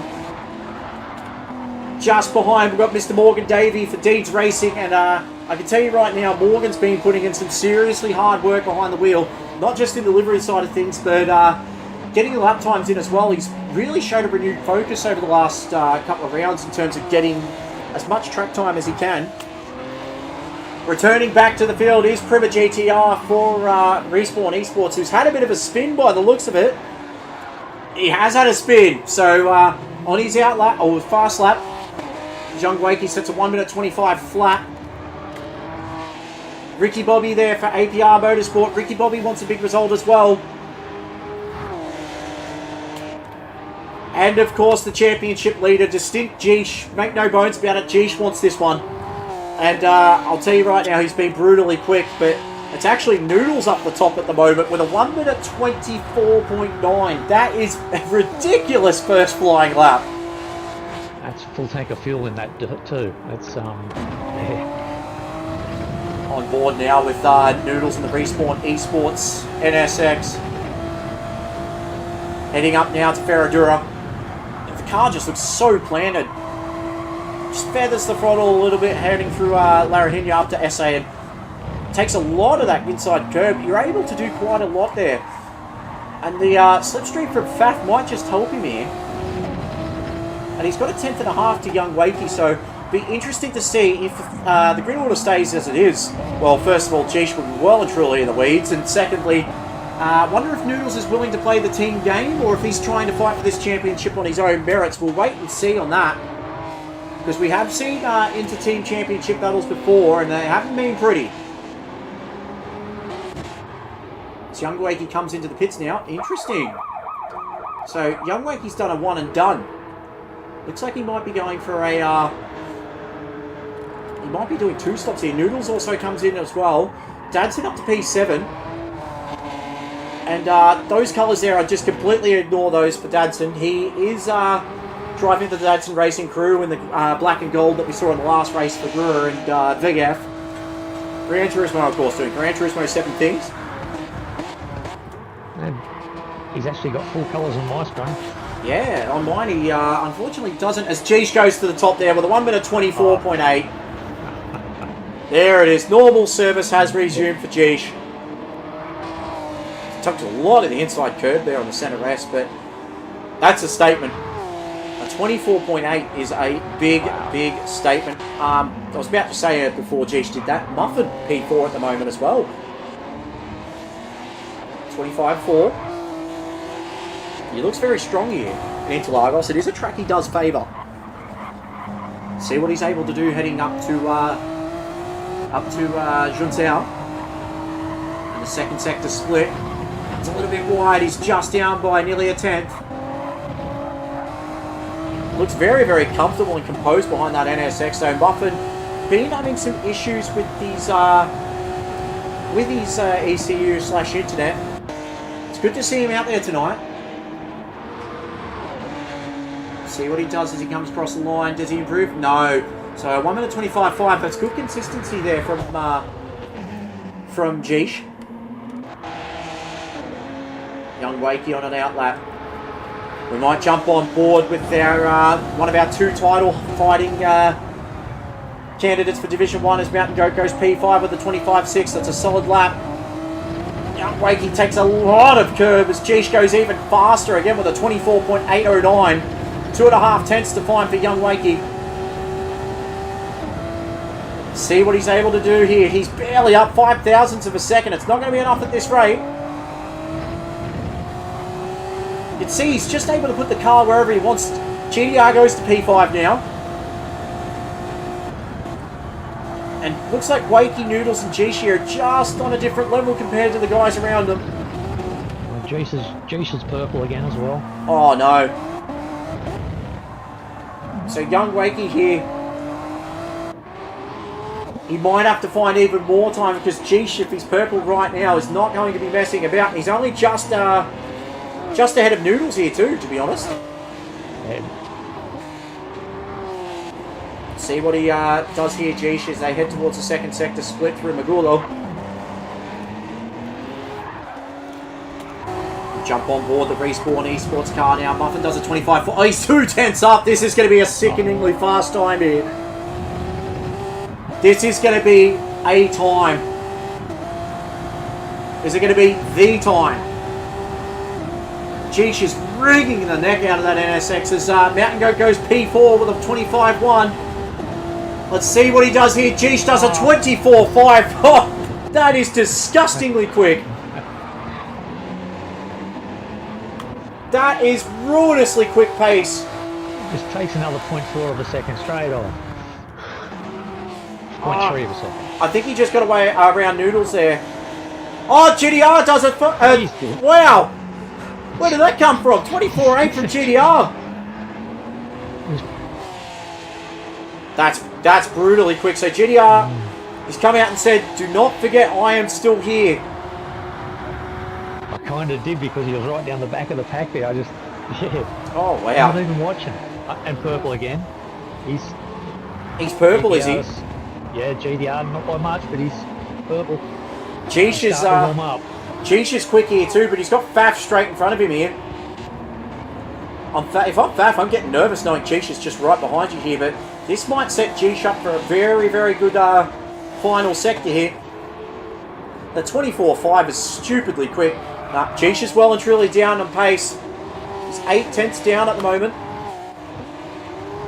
And Noodles might just get the benefit of a slipstream here, but he's got 4 tenths of a second to find. Young Wakey goes to P3. There we go. 24.9. Good lap. But it might not be enough because, Jeesh, it's going to be a hard lap to top. Noodles can't beat it, so they're going to get one more flyer here. Mountain Goat's going to go one more time. Snoopy does a 25.4. That puts into P8. 25.6 there from Mr. Morgan Davey as well. Put in P10. John goes up to P6. So the lap times are starting to drop. 25.2 there for the Lightning Motorsports driver into P6. Solid lap. But you can see how quick the order's changing because Captain Muffin now, he's got a second penalty as well. He's just set a 25.3 for his fastest lap. And he's in P8. Looks like Jeesh at the moment though. I don't think he's going to go any quicker here because Faf's definitely going to hold him up. Wait and see. Young Wakey, I don't think's going any faster. We didn't see a purple sector there. Keep our eyes peeled now as they come across the line. This will be the end of qualifying as we see it. Young Wakey absolutely foot buried to the firewall. Doesn't improve, so he'll stay P3. See what GDR does. GDR's improved. He still needs another 10th and a half. Dadson does it at 25.9. Noodles goes to second. But it might not be enough here. 25.1 there from Ricky Bobby, so the times are starting to drop. You can see the order chopping and changing. GDR goes second. Strong lap indeed there, but it looks like Distinct Jeesh will take pole position. That lap of 24.5 is absolutely disgusting. We're just going to have to say it as we see it there. That is a disgusting lap. 24.5, and I'm going to say this. I have seen him go quicker. So, wow, that's brutally quick. I've got a black screen. Yeah, I can see. I just wonder what's happened there. So we might have to do a complete reset there of the grid there. But we've got the qualifying order at least done. So Yeah, well, I just took at least I just took a photo of the top 8. yeah, now that's all good. We've got the rest of the field as well. So no harm done whatsoever. We will might have to do a quick reset of the whole room there, Bumcrack. So I'll do that right now. no worries. So, guys, whilst we deal with GT7 inadvertently throwing us even more curveballs... Hang on, we're back. Oh, are we back? I seem to be. Oh, let's wait and see. I'm going to have to red flag it to Yeah, do a manual reset anyway. yeah. So, yeah. I might just clear the game out, restart it, just clear it up. Yeah, so I'll take a screenshot of the lobby if you wish. So Thank you. we might just gloss over the times real quick while we're here as well, guys. So Geesh with a 1 minute 24.511 takes pole position. Prima GDR in P2 just gets over the top of Noodles. Young Wakey in P4. Diswood in P5. Goat in 6. Ricky Bobby P7. Speedy Snoopy in 8th. Morgan Davey 9th. John in 10th, Captain Muffin 11th after being 3rd at one stage. 12th is Fath, 13th is Dadson. Very solid time, I must say, for Dadson there. Unfortunately, Lenocious qualifying in P14, unable to start. But we will just get underway very, very shortly, guys. So in chat, just fire away your picks for this one, because I don't think it's going to be Geesh's to win, to be honest. I think Noodles might have something to say about it. And GDR returning behind the wheel, he might be well and truly behind in the championship side of things, but make no bones about it, he's still a 3-time champion. He's going to want to win this one. It's going to be hard work for Geesh tonight, I reckon, and... Just having a look at chat at the moment. Blind Man said, let's go GTR. Diablo said, well done, fellas. I think, yeah, that qualifying definitely deserves a congratulations. So, the Amateur Pitmaster said, let's go Snoopy. Snoopy's done a fantastic job just taking like a duck to water to Division 1, let's be honest here. He's done an incredible job.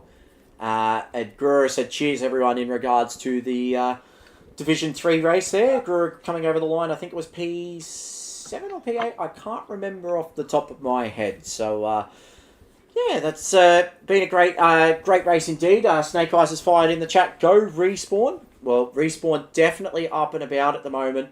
It's going to be very, very interesting to see just where Respawn finish up in this championship now with Geesh and Noodles. They'll definitely look to extend the gap tonight. They've got a very, very strong lineup to do so as well. Noodles being back, of course, winning round 1 of the Division 1 season. Put himself as a proper championship contender, but unfortunately away for the round 2 event. I believe he was away for round 3 as well. So, guys in chat, you might need to fire in and just let me know as well. I might be wrong on that one. So, yeah, let's wait and see what happens there as we just gloss over our technical difficulties, and it seems to happen with Division 1 most of the time. All the other divisions run very smoothly, whereas Division 1, I think the combustible elements of this field and the sheer power of the egos and the cars behind it and the teams, I think Gran Turismo can't handle these 14 drivers going head to head. So we will get this one fixed, guys. So Bumcrack earning his treats tonight. And at the moment, we've got 33 people currently viewing the stream, guys. So 27 likes. So let's see if we can hit the big 3-0. So guys in chat, make sure you do slap that like button as well. So we did bring up earlier as well about the break we're having. So next weekend, of course, no racing due to the Formula 1 Grand Prix. Every year we do have drivers in Sector 1 head down to the Grand Prix. They do meet up. We did have a meet up a couple of years ago in turn 2 or 3. Might be wrong on that one. But quite a few of the drivers meeting up and having some beers, watching some good racing as well. So we'll be having that one off. And then, of course, it's school holidays involving Easter weekend. So Guys will get a well-earned rest. I believe we will be returning April 7th, but I may be wrong on that one yet again. So, might need clarification for one of the admin in chat, whether it be Chase or Adam or Lenosis. Yeah, just fire in, just let us know. But a little bit of a break, but don't fret. We've still got action in between that break and, between Group B and tonight. So, I did make note, if you guys have been in the Discord, about a special event coming up. And on March the 28th, we will be having our first fun event of the season. So I'm going to let you in on what it is, and it's going to be very, very good fun. So the last fun event we did was a last man standing event. So if you finished last at the end of the second lap, you were basically eliminated. It's going to be a little bit different this time around. We've got what we call the elimination chamber. So what's going to happen is every driver is going to be involved in the race, and then after the third lap, we will start the elimination. So if you are in last place at the end of each lap, you will be eliminated from the race. You must leave the track, and it will basically come down to drivers not being in last position until the very, very end. So looking at to do 3 races in 3 very different cars, but we will... we will look forward to that. That is March 28th. And, guys, it will be open to not just Sector 1 members, but it will be open to the communities as well. So, if you are anybody on Gran Turismo platform and you want to get involved, the special event is definitely something to get behind and enjoy. So, March 28th, make sure you're there. Click on our Discord link below. Make sure you jump in, say g'day, and we'll be able to... get involved, and I'm looking very much forward to that, because last time we had a very big special event like that, chaos ensued, so very much going to be an absolute bloodbath. We saw with the Toyota 86 Scrambles, we've seen with the last man standing the last time out when Adam sort of cheated the system and put... Adam sort of cheated the system, put aero all over his car compared to everybody else running a normal car, so... I think we might just quickly check in with Mr. Bumcrack here. How's things going, Crack? I've nearly got the grid sorted. I just need a couple of guys to tick in to get it properly happening. But just give me a minute and I'll have them done. No worries. So, just looking forward to this grid starting to line right up. And these 14 drivers at the moment... I can tell you right now, a lot of them don't care about this Wakey versus Geesh battle. They will go for this win. They're going to be fighting tooth and nail, and it's going to be a lot of pressure into turn 1, especially for Geesh and Wakey. This battle pack is going to be relentless between those two, and after that qualifying, it's going to be absolutely brutal. So we're just looking at the chat between a couple of the guys down the pit lane at the moment. It looks like delegates from Red Mist and APR Motorsport are having a big chat at the moment. Looks like something going on down there. It looks like Mr. Morgan Davey as well, talking down to the staff there at D's Brewing as well, and just letting his info know about the car and how it feels. Good job as well by Dadson there to get into, not only get into Div 1, but he's definitely up and about at the moment as Dadson. He finished it with some big results actually at Dragon Trail Seaside. I believe he got pole position as well. And then he got a podium as well in race 1, I believe. So Dadson definitely having a good run at the moment. And this will, doing the world of good starting in Division 1, you'll be able to find out what these guys can truly do. And I don't think Dadson would have been dreaming a couple of seasons ago that he would be sitting on the field in Division 1. So, keen to see what he can offer tonight. He'll just want to keep the car nice and clean. So, just about to go racing very, very shortly, guys. So, we do apologise for this. Gran Turismo. Oh, we're good to go. Beautiful. So, sounds like we are absolutely ship-shape ready to go, guys. So, strap yourselves in. Looking forward to seeing what these guys can do. 14 runners. And these guys are... John's already throwing a little bit of shade. Beautiful. We are about to get underway, guys. So, is there going to be chaos into turn 1? Let's wait and see. Please no red flags. Oh. Looks like we might be getting to the grid. Karen doing Karen things there. I'm on the grid. Beautiful. I can see everything as well. Just waiting for the lights to go green now. Present. A lot of revving from the engines going on now. You can hear those 14 absolutely gorgeous Honda NSXs going absolutely bananas here. Looks like the lights might not be coming on here. 1 o'clock. Oh. No. Yeah, looks like we might be losing a driver here. Someone's having a big error at the start line, that's for sure.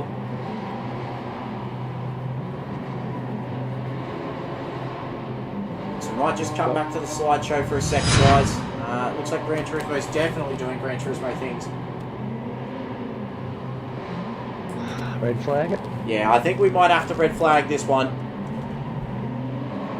Guys are stalled on the grid. They've been sitting there for a while. Looks like might be having some technical issues here from back in the Formula 1 race. So, of course, remember in the Formula 1 race that...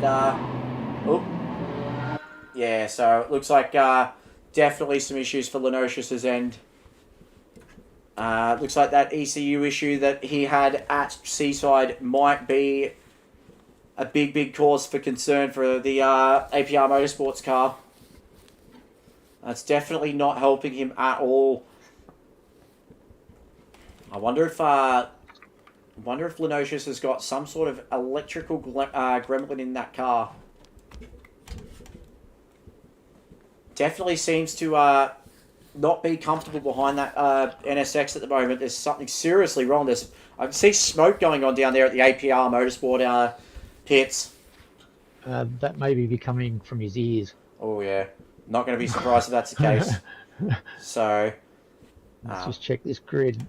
I'll just wait for a couple of guys to tick in at the moment, and unfortunately, guys, this does affect us. Australia's internet really does cause chaos for us. So we do apologise for this delay. It's not ideal. It's definitely something we don't want to be dealing with over time. And yeah, these guys definitely want to get underway. We definitely love our racing here, but we don't like these issues happening through Gran Turismo. And GT7's definitely been one bug after another here. It's not been ideal for us. But we will get underway here very shortly, guys. So just stay tuned. Still got plenty of action to come. Where's Lenosis?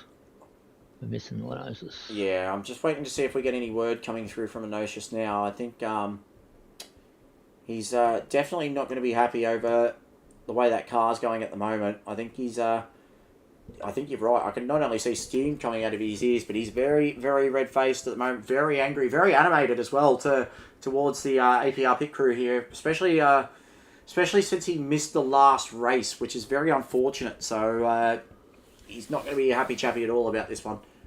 Not sure how or why, but yeah, he does keep having issues from time to time. So yeah, it's quite unfortunate at the moment for Lenosis and for what happens with him. So we'll just keep our eyes and ears peeled. I think he's, yeah, we'll wait and see. We haven't got any word yet from the APR crew. We'll just wait and see what they say. Whether or not he will run tonight. Well, hopefully he does run tonight. I wouldn't like it if he didn't. So, just keeping tabs at the moment on things and seeing how these guys go. And, looks like a couple of the guys in the cars are just jumping out at the moment, just getting themselves acclimatized, adjusted to everything going on. And I think one thing we'll have to look at after the break as well is Division 2 and 4 coming up here in Interlagos. It's going to be intriguing to see that battle. Evil Evo stretched his lead out significantly in terms of the Division 2 championship. He definitely has a little bit of a stranglehold starting to go onto that title, and it's really going to be interesting to see what Evil Evo can do. He's a very tactical driver, but this season he's been able to show some fantastic pace and really get some results out of that Doghouse NSX. So he might just make it to Division 1 next season. We will wait and see. But looks like we're just...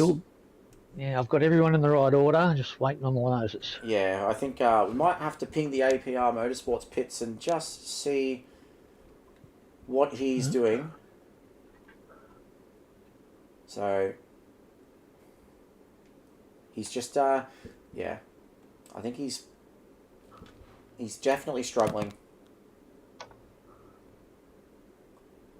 Just getting word now from the, getting word from the pits at the moment. He's just, yeah, it looks like they're desperately working on that car at the moment, the APR Motorsport crew. In fact, I can see Ricky Bobby underneath the car at the moment, really trying to figure it looks like they're going absolutely ham and sauce on that car. You can see, I can just see it with the binoculars there. Lenosius is just absolutely throwing caution to the wind there and really trying to cause chaos. So, just saying that, yeah, he's got no electronics through the screen at the moment and just can't seem to get that car, like, it's starting, but he's got no electronics and just can't get anything underway by the sounds of things. Just really unfortunate that it's happened. So, we'll just wait and see. As just getting word now from down at the pits there. Yeah, Lenosius is struggling quite a lot. So he's definitely not very, very happy about this one. He's definitely, I can see he's ripped the helmet off. Oh wow, he's thrown it across the APR pit wall. Oh, that is, oh, you can see he's not happy. Oh no. So guys in chat, it looks like Lenosius, he's very angry hot pocket under that helmet before, and he definitely is now. So yeah, I can understand why Gran Turismo doing Gran Turismo things. He's not going to be happy about this situation at all, and it's nobody's fault here, unfortunately. It's just Gran Turismo not working very, very well with this this field, and I think this is the fourth round in a row for Division 1, and the fourth round that there has been significant issues. So we just going to wait the confirmation of what's going on at the moment. So just trying to get in touch with Lenosius at this stage. I think we can't hold on too much longer though, so I think we'll wait and see what... yeah, I'm getting... It looks like there's someone's on a keyboard now.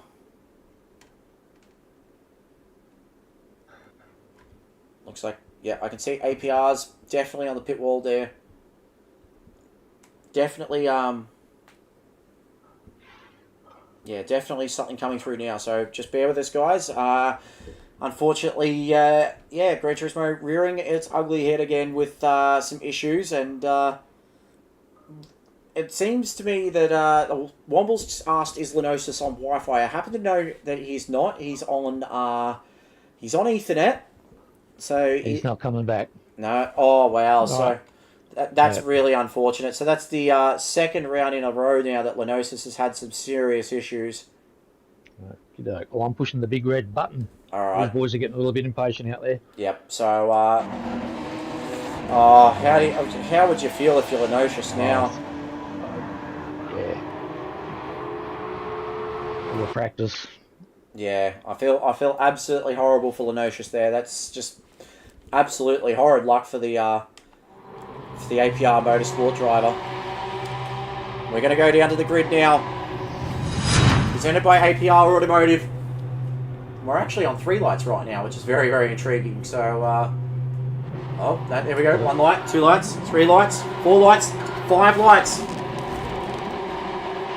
And we are underway for Division 1 here at Interlagos. And it looks like GDR just slides off the line. So does Geesh. These guys are going to be going into turn 1. It's going to be a very, very big argument going on. Young Wakey holds that inside line. Everyone very, very well behaved as they go through turn. Oh, look at Kermit Del Sol Diswood sideways beside his teammate Mountain Goat. We're going to jump on board now with the Rocky 05 sim racing car. You can see just behind Diswood makes the move up the inside. Can't get it done though. Mountain Goat goes back up the inside. The top four skipping away. These guys can't fight too hard. Diswood wants that inside line again. Oh, just a little bit of bumping and grinding there. You can see in the background there, Ricky, Bobby and John. A little bit of contact there. John goes up the inside. Gets it done. It looks like Snoopy's struggling against Morgan Davey there. Faf goes up the inside of Snoopy as well. So great start there by Morgan and Faf. These guys starting to cause a little bit of chaos already. Half a second behind Noodles though, but it will be Jeesh leading the way. GDR and P2 has got Young Wakey all over the rear end. Noodles just there as well, and Diswood's actually fought his way to P5 now. Diswood not letting these guys go, so very well behaved first lap, but there has been chaos down the back. And it looks like Captain Muffin and Dadson have had a bit of a coming together, have they? Ooh. Yeah, that was the second corner. They had a little bit of an incident. Oh no, so a lot of work to do for those two drivers indeed, but G up the front now is starting to stretch the legs. Almost a set. He is a second clear. Looks like Noodles. Oh, he's being passed. So Diswood goes up the inside. Mountain Goat also struggling as well. John makes the move into P6. So John and Diswood making moves early. This is intriguing. So I wonder if those two are on a soft compound tyre here. There's quite a mix around the field. Yeah. Look at Diswood. Goes up the inside as well. So Diswood up to P3 at the moment. These guys don't want to get too cute. Because Diswood is, he's not mucking about. It's Young Wakey, or wanted to show the nose, but, well, in fact, he did show the nose. Young Wakey's going to think about, oh, GDR sideways out of the exit of Magula there. But it looks like Diswood will hold P3 for now, so Diswood up to third. And he's got Prima GDR just in front of him at the moment. It looks like John wants to get involved at this as well. He's left that gap with Mountain Goat. Back on board the Brocky 05 sim racing car. Diswood sets the fastest lap so far, 1 minute 25.9. So it looks like he may be on a soft compound tyre. He's putting Prima GDR under a lot of duress here. Oh, Diswood sliding out of the curb at El Sol for the second straight lap. That is absolutely fantastic car control here. You can see Young Wakey under the threat of Noodles here. Noodles doesn't want to start losing out to the guys ahead. Of course, Noodles, round one winner in Division 1 and then been away for a couple of rounds. But this battle pack up the front here definitely playing for keeps at the moment. It's Young Wakey, a little bit sideways going out of Pinarino there. Now this, a little bit of contact as well. John's going to go around the outside. Is John going to get this done? John up to P4 now. He's got around Noodles. So John is not mucking about here. And Diswood also up to P2 as well. So these guys on the soft compound tyre are not messing about. It looks like Jeesh, 1.4 seconds to the good at the moment. As Diswood sets a 1 minute 25.8 for the back-to-back fastest laps. Oh, who was that up the inside? It might have been Noodles. It was. Noodles goes up the inside of Young Wakey here. This is not what the kid needed. He can't let Jeesh go out of this championship fight. As Mountain Goat also gets up the inside. So Young Wakey's fallen from 4th to 7th in just a few corners.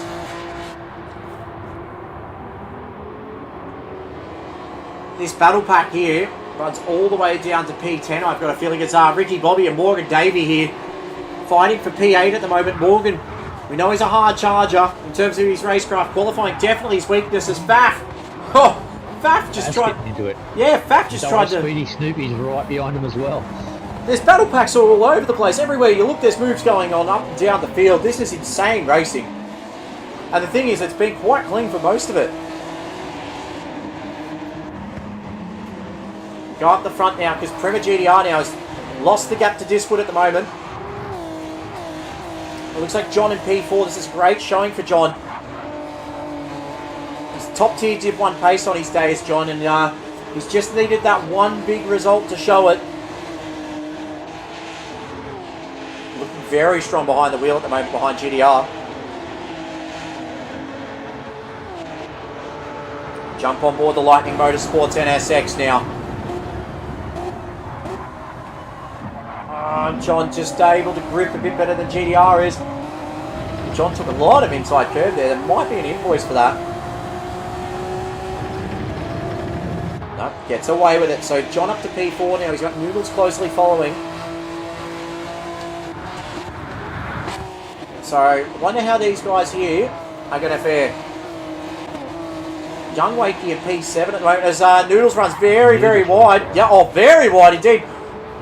Dangerous redress, but Mountain Goat on the outside of Larahina. Comes with a big invoice. Oh, 1.5 seconds, so... oh, wow. It's a little nasty, that one, but he did go a long way off. Yeah, he did. He almost went as far as Max Verstappen did, trying against against Lewis Hamilton back in the day. In 2021, as Morgan Davey now is... wait, little young fella's actually just trying to get past Noodles here with... Yeah, and if I'm Young Wakey here, I might just actually wait till he serves the penalty because he's going to gain the position here. He knows he's going to gain the position. Actually used the slipstream to great effect there for the ghosting. But Noodles now drops behind Morgan Davey. He's actually going to drop behind Faf here by the looks of things, and might actually check up Ricky Bobby. Ricky Bobby definitely wants to have a look. Noodles on the defense. There he goes. You see Noodles down to P10 now after that penalty, so he's dropped 4 or 5 spots on Noodles. Noodles, oh, sideways. Great car control there. Down to P11th, but he was absolutely sideways out of the centre rest there. Absolutely struggling. But it's this battle now that we need to tune into for P3. GDR versus John. And Diswood and Geesh have skipped away here, so I wonder who's started on the soft and the medium compound. We just might run through with you, Bum Crack, on who started on the medium compound. As John had a big look. He's actually showed the nose through essay there. I distinct Geesh is actually on the medium tyres at the moment. And John's just gotten past GDR as well. So John has finally made that move here. Just see if GDR decides to fight back here through Junkao. Or as Martin Gondel and David Croft call it, Jun Sao. Anyway, Bum Crack, carry on. Yes, Geesh is actually on the medium tyres and leading full second in front. Diswood, who's also on the softs. Also on the softs is John. They're about 25% worn. Diswood's probably a little bit worse off than John. Prima's on the mediums, which of course at this time of the race is showing not much wear. Mountain Goat is on the mediums. Wakey 006 is on the mediums. Again, they're all showing about the 10% wear mark on the mediums. Fat is on the mediums. Morgan's on the mediums. Pretty well Ricky Bobby, Speedy Snoopy, Noodles, all the rest all the way down the field, Muffin and Dadson are all on the mediums. So we've only got John and Diswood, I believe, on softs. Yeah, and that pace between Geesh and Diswood at the moment, if Geesh is doing those kind of laps on a medium compared to Diswood on a soft, is able to hold away Diswood, that's alarm bells for the rest of the field right there. And I think 7 laps in, that's serious cause for concern there for the rest of the field. For Geesh to be able to hold Woody off. I mean, Woods is in the slipstream now, but a 25.7 last flyer compared to a 25.8 is not really doing damage. And I know for a fact that Woods on Diswood's on a controller, I believe, as well. So that explains his tyres. His tyres are looking sad very quickly. Probably about 30% worn now. He tends to be sliding all over the place. Yeah, just going through. Oh, something's happened to GDR here. GDR's down to P6. Yeah. See if we can catch that on the replay. No, so he already dropped behind young Wakey there, so I dare say he's either had a penalty or he's had a big off. So, interesting to see. He did a 28.8 last lap, so I dare say he's had a big moment. But Geesh now 1.7 seconds clear of Diswood here, who's definitely used the bulk of the soft compound tyre up. John in P3 at the moment, 1.2 seconds ahead of the kid. Out and go. Young Wakey back up to P5 at the moment, just can't seem to get close to that pace of Geesh. GDR in 6th after that off. 7th is Faf, 8th Mr. Morgan Davey. Ricky Bobby in P9th, he's got Noodles and Speedy Snoopy just behind for comfort. 12th is Captain Muffin with a penalty, and Dadson in P13 there. There we go, he's got the colours back. So definitely got the Epsom colours gone. The Dadson wrapped all over the car.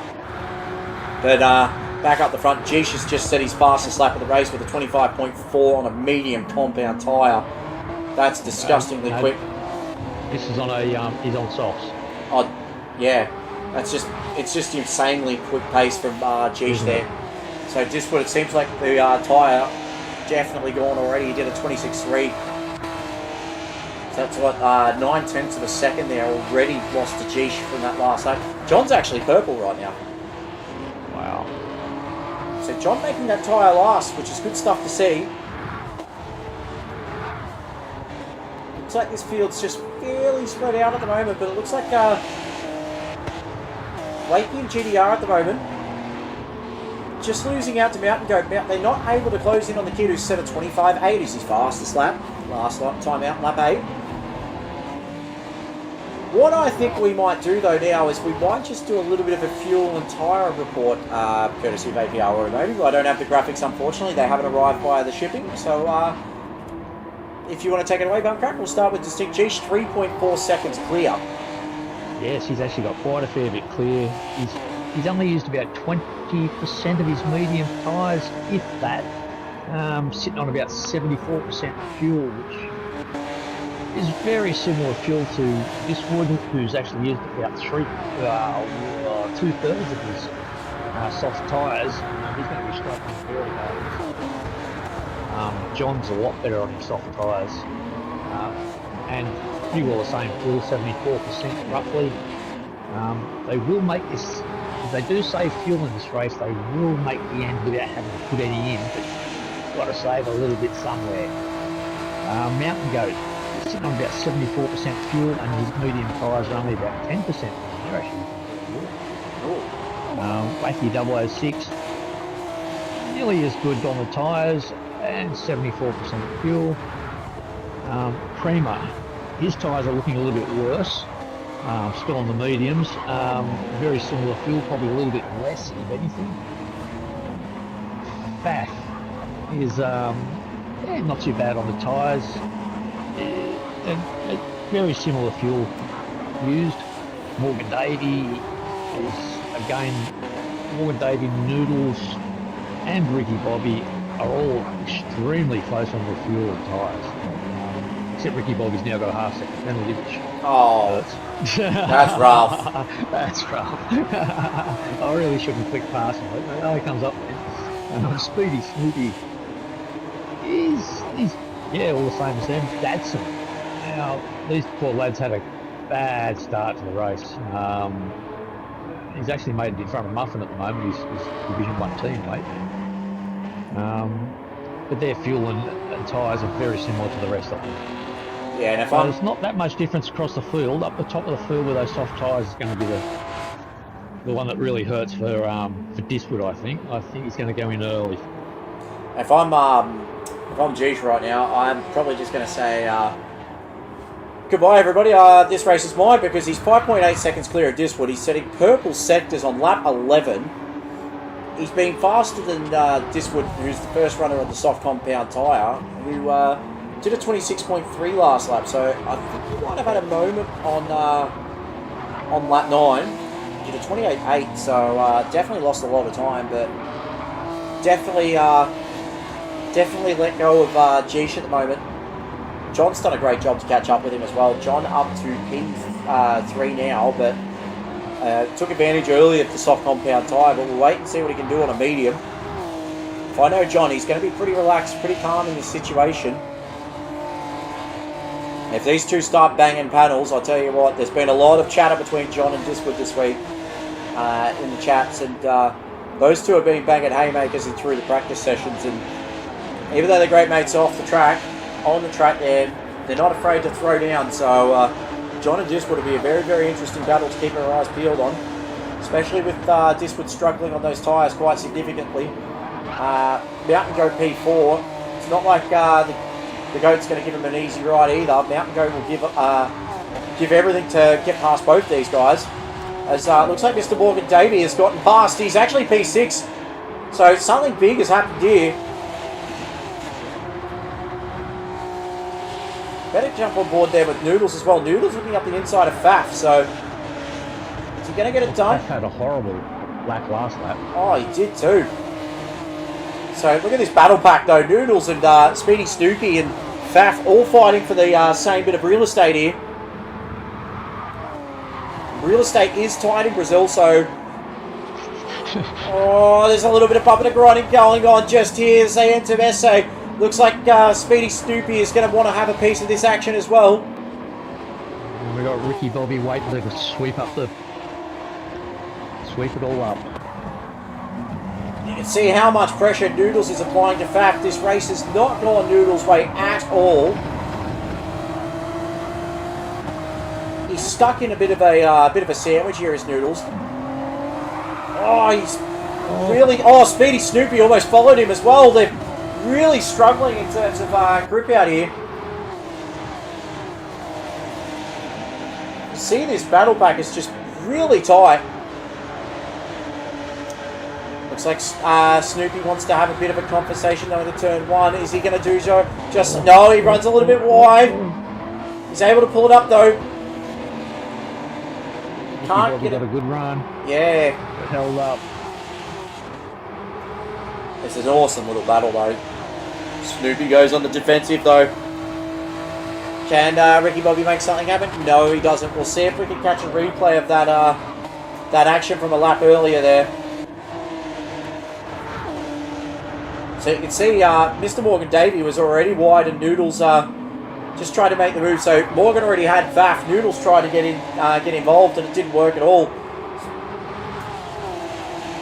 Absolutely awesome racing there from all involved though. Yeah,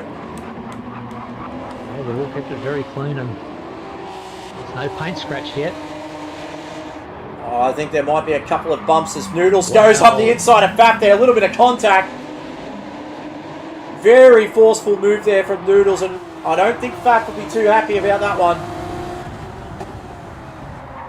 Noodles will be seeing the red mist, that's for sure. And I think Faf might very well be as well. He's seeing it in front of him and behind him because Speedy Snoopy, look at the cap, there's nothing there. Faf, white. Diswood in pits. John are into the pits. So, yeah, looks like John and Dis would have made those soft compound tyres go as long as they can as Faf goes up the inside of Speedy Snoopy. Oh, Ricky Bobby's gone! Oh, no. Dear, oh, dear. So, Ricky Bobby. I think he did that all on his own too. Jump on board now, see what happened. I think. Oh, he outbraked it. Oh, he clipped Snoopy. I'm staggered Snoopy wasn't taken out there because that was deep, deep, deep from Ricky Bobby. But what this little battle pack has done at the moment, despite the fact that John and Woody are pit, Morgan Davey now sits P4 at the moment. And I believe he is struggling. Yeah, Noodles is definitely not having it his own way. We know what he's capable of in Div 1, and Speedy Snoopy, we saw what he could do in Div 2. He got the step up into Division 1, and he's not afraid to throw haymakers with top-tier pace of Noodles here. These guys don't want to fight too hard because I reckon Diswood and John, they've got clear air in front of them, these two. So it looks like 31.1 seconds between Diswood and Geesh. Jeesh still setting mid-25s in after 14 laps. And he's actually purple right now. This is disgustingly quick pace for Jeesh. The fact he's actually doing this sort of pace on a very, very worn medium compound tyre. Yeah, I think the rest of the field's going to have to look out once he throws a soft on. We're going to see that 25-4 get absolutely bamboozled. Evolution Sim Racing's just tuned in and it said, what position is GDR running right now? He's currently P12 at the moment. So I think he may have pitted. Not too sure at the moment, but he's definitely well and truly down in P12 there in the weeds. So Dadson's actually sitting behind John at the moment, albeit he is out of queue with the pit stops there. But it looks like this battle pack between Morgan, Faf and Noodles. Noodles has been able to clear Speedy Snoopy at the moment as Noodles are really struggling with that car. You can see it. Very on edge, that NSX from the Respawn Esports driver there. Noodles, he's really struggling with the grip out there. Yeah, it seems to be, he keeps throwing that back end around. Well, it's throwing it more than Shakira. Those hips aren't lying. He's really struggling with the grip out there. So just that little lull in the race at the moment. These guys trying to just solidify a strong position at the moment. Faf not really letting go of Morgan at the moment. And Morgan's Achilles heel qualifying.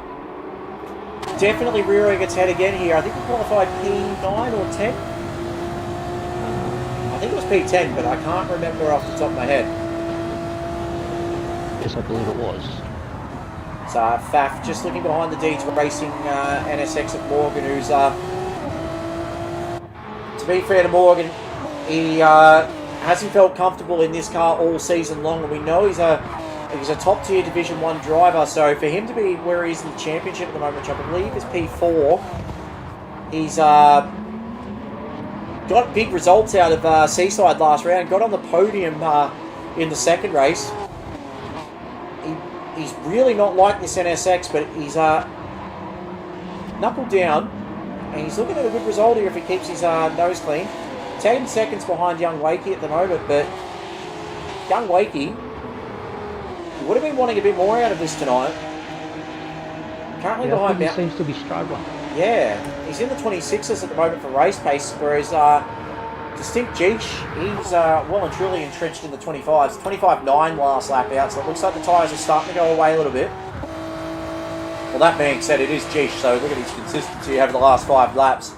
25.7, 25.9, 25.7, 25.8, 25.9. It's almost it's like a metronome. He's like Max Verstappen in a way. Definitely got consistency nailed down. Yeah. We'll jump on board now the car of Young Wakey, owned by Kraken Esports, and the guy beside me, Mr. Bumcrack.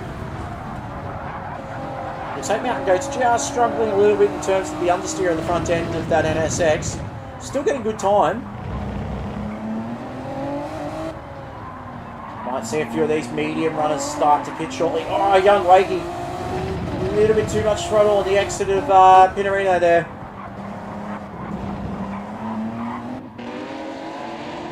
And just looks like that Young Wakey, every time he finds himself getting close, gets caught in the dirty air a little bit. So we might just see a few of these medium runners pit very shortly. This mid-pack battle at the moment between Noodles as Jeesh comes in. So Jeesh has finally decided to pull the pin. And I think the only real way for Jeesh to lose this at the moment is to get caught in traffic, and that's exactly what Jeesh can't afford at the moment. He will have a big gap. We'll keep our eyes on the first guy in the field that pitted, which was Diswood. And you can see those lap times. Even then, Jeesh was still quicker. So I think Jeesh might have these guys well and truly cleared.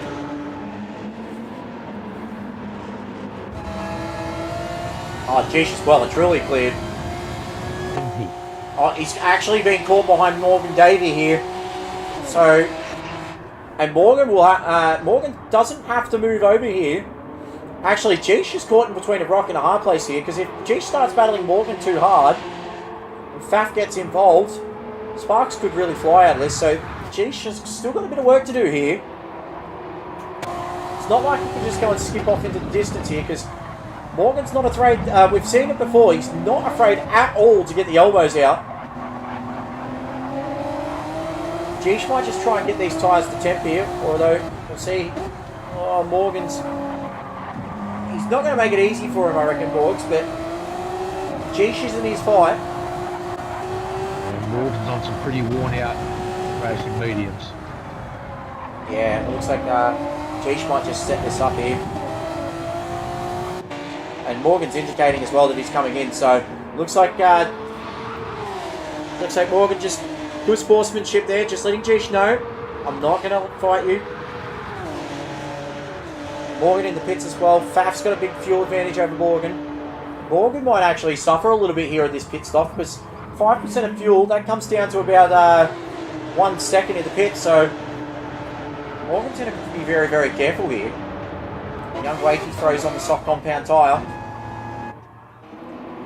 And there's the gap between Geesh and Diswood now, 8.1 seconds. That gap will significantly increase though, because Diswood on the medium compound tyre, Geesh on a soft. You're going to see that fastest lap get absolutely ruined. He's 0.3 purple already. Oh, geez. What have we done to deserve a guy this quick? Seriously, it's just... he's just making it seem so easy here at Interlagos, is Geesh. He's certainly got the car and this track dialed in. Oh, 110% he has, and we know he practices a lot, and he's very, very comfortable behind the wheel, and these Distinct boys, they don't muck about. You saw 2 seasons ago, Distinct Andrew join and absolutely bamboozle every single driver in the field. And Geesh was actually the only person that could really challenge him in a race.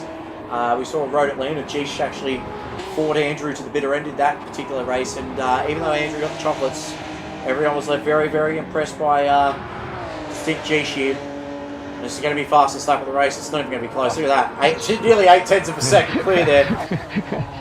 That's just child's play for Geesh. Let's get warmed up. The Mountain Goat in P3 at the moment. He's got Diswood right in front of him here. I think young Diswood might be on a medium, and Mountain Goat, he might be on a soft compound tyre. Yeah, Goat's on the soft tyre, Diswood's on the mediums. Wacky's not far behind on his soft tyres too, so I think you're going to see Diswood possibly drop down a bit. Looks like, yeah, Mountain Goat got past, but Diswood not making that one easy for him.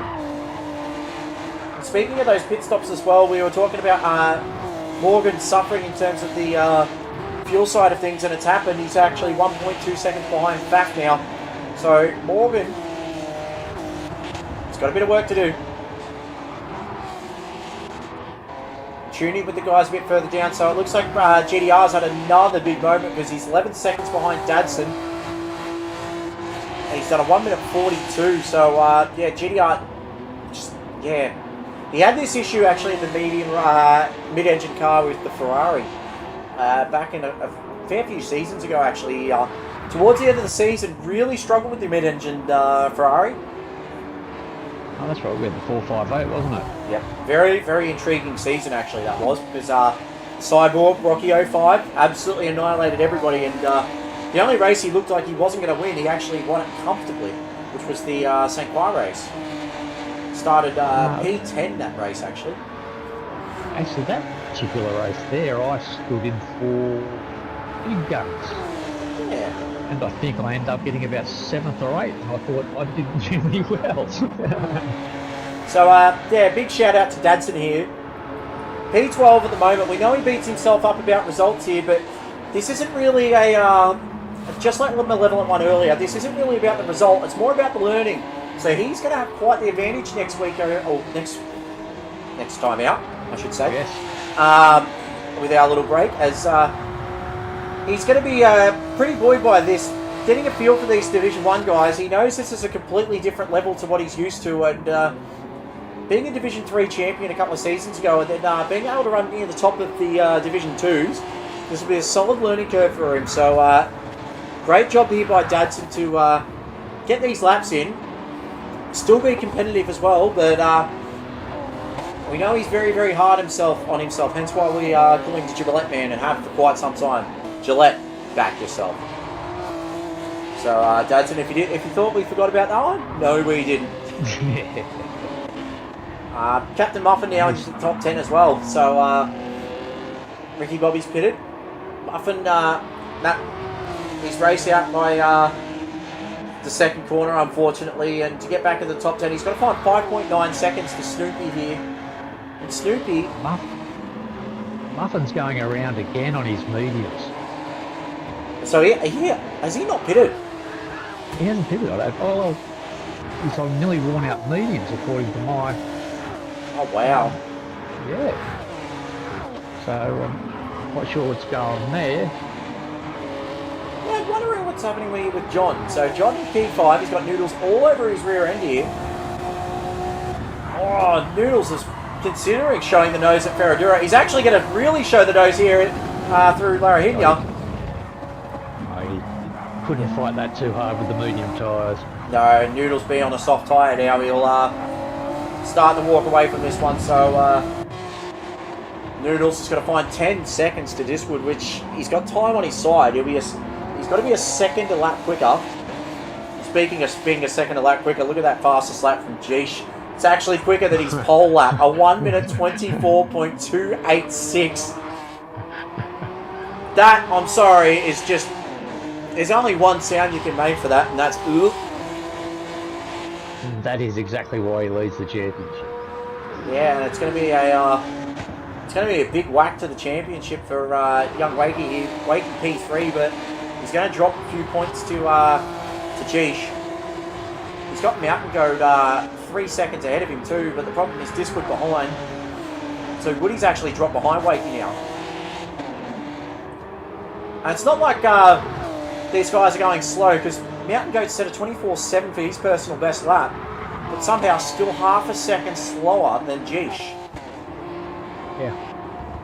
I just don't understand it. I don't know how this guy is so quick. Where did Adam get this guy from? Seriously, he must have a planet of aliens inhabited somewhere, or just something. Just does not make sense how Briggspawn have found some of these absolutely insane talents. Oh, looks like a bit of contact going on here. So John's actually falling down now. These guys on a soft compound have really caught up to John. John's going to drop behind to Faf here. And it looks like Morgan wants a slice in the pie as well. So we'll jump on board with Deeds Racing NSX here. Gorgeous baby yellow. These guys on a soft. John is really... Oh, there's contact! And John's gone round!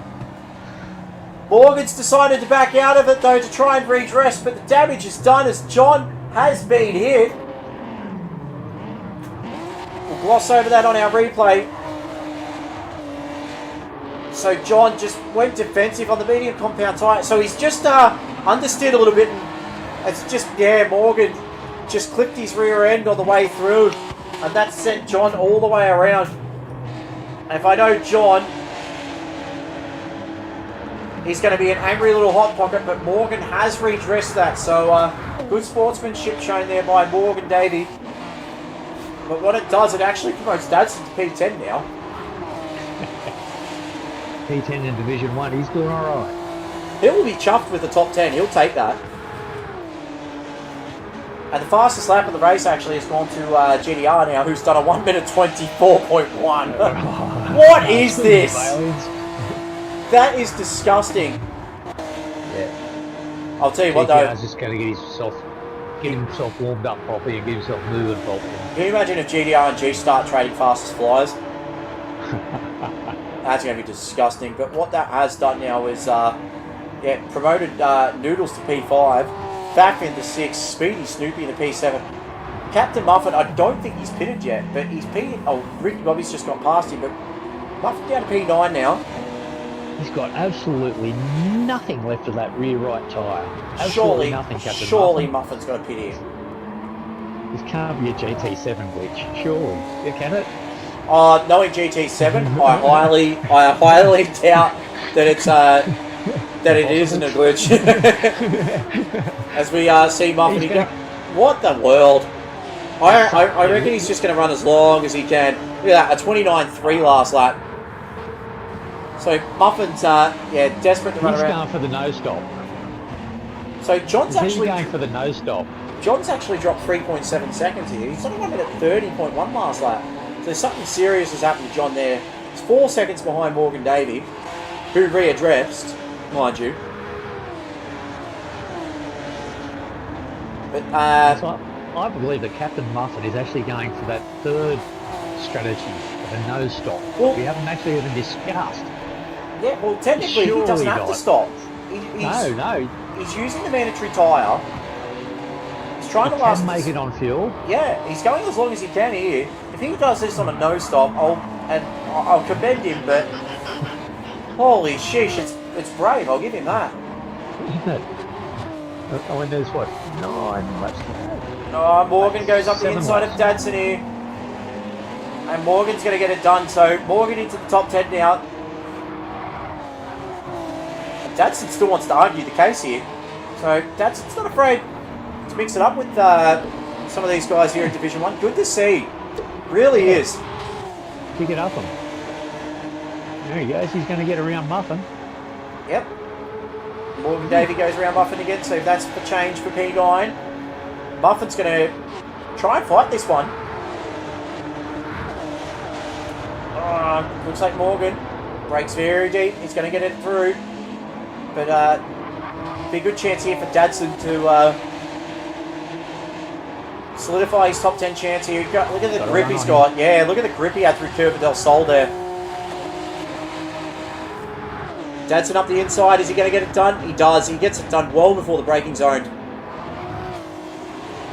Gets through to Cita del Lago. Look at that. Yeah. Well Nice done. and smooth. Yeah. And GDR's actually caught right up to the back of John here, so things going bad, the worse here for John. Wacky's making a bit of impression there on Mountain Goat as well. Serious impression. Ooh, so while Cheesh is 14 seconds clear, you're right. Look at that. Look at the gap. It's nothing between Mountain Goat and Wakey here. So the youngest... Mountain Goat's made a big mistake coming out of that last corner. Yeah, the youngest and second youngest person into Sector 1 here. These guys are half my age, so to speak, and they're both as brutally quick. They're probably twice as quick as me, half my age. On board the Kraken Esports NSX, and look at young Wakey here. 24.7 last lap. He's done a 24.4 personal best. Geesh has actually reclaimed that fastest lap with a 24.1. Can we just... I don't want to even talk about those fastest laps anymore. I'm done with that. I'll put a piece of tape over the screen. Yep, I'm sorry, but we might have to do what was suggested in Reddit. We might just have to put a banner over the top of P1 there and put P1 down as Mountain Goat at the moment. Put Geesh as last. Or promote him up to Division 0. Yeah, I think that's a good call. Anyway, as young Wakey here. He's got a lot. This is damage control now for young Wakey. He needs these points ahead of him. Because there will be rounds to come which favour young Wakey. And of course, if Cheesh does have a race that he misses out on, he will have to consolidate something here, Wakey. But these two here, this is the battle of the moment. I think you might find that Wakey will actually you'll put a lot more effort in next week. I mean, he puts a lot of effort in this time. You'll put more in next time.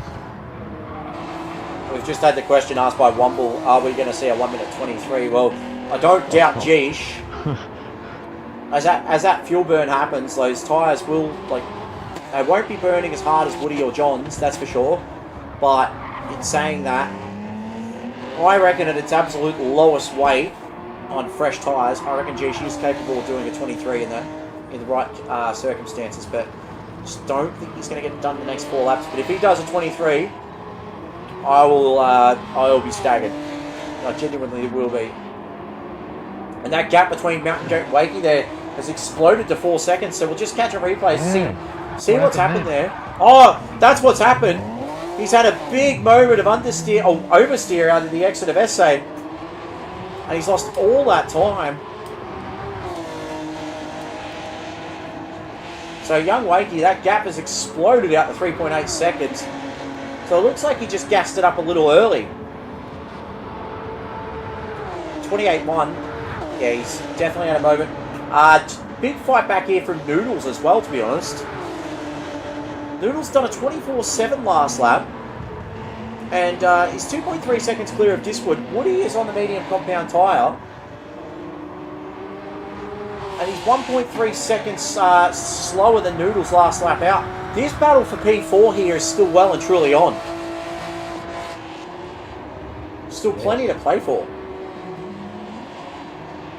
3 laps. Ooh. I reckon Diswood might be in trouble here. We'll just drop back through the field now and have a look at where, who's where. Faf in P6, that's a good result. That's a very strong result from Faf here. Speedy Snoopy in P7. Ricky Bobby in 8th. Morgan Davey in 9th. Dadson in P10. John in P11th. He's got Captain Muffin all over the rear end. On his dead tyres. I don't know how he's still going, Muffin, with those tyres. He must be... Oh, Muffin! Oh, we're on board with him. Can he save it? No, he just clips the wall of Interlagos. Oh, it's so unlucky too. And GDI's actually coming to the pits on absolutely no fuel, so I reckon he's going to try and crack a 23 here. I wouldn't be surprised if he does. He's going for the fastest lap. Yeah, look at this. Woody at 26.1 last lap. Noodles at 24.7. So 1.4 seconds chopped out of him in that last lap alone. So this lap, Woody will be in big, big trouble. We'll jump on board the Respawn Esports Honda NSX. And you can see this pace here from Noodles. Absolutely electrifying. Fastest lap of a 24.6 from him. Still half a second slower than Jish though, which is just nuts.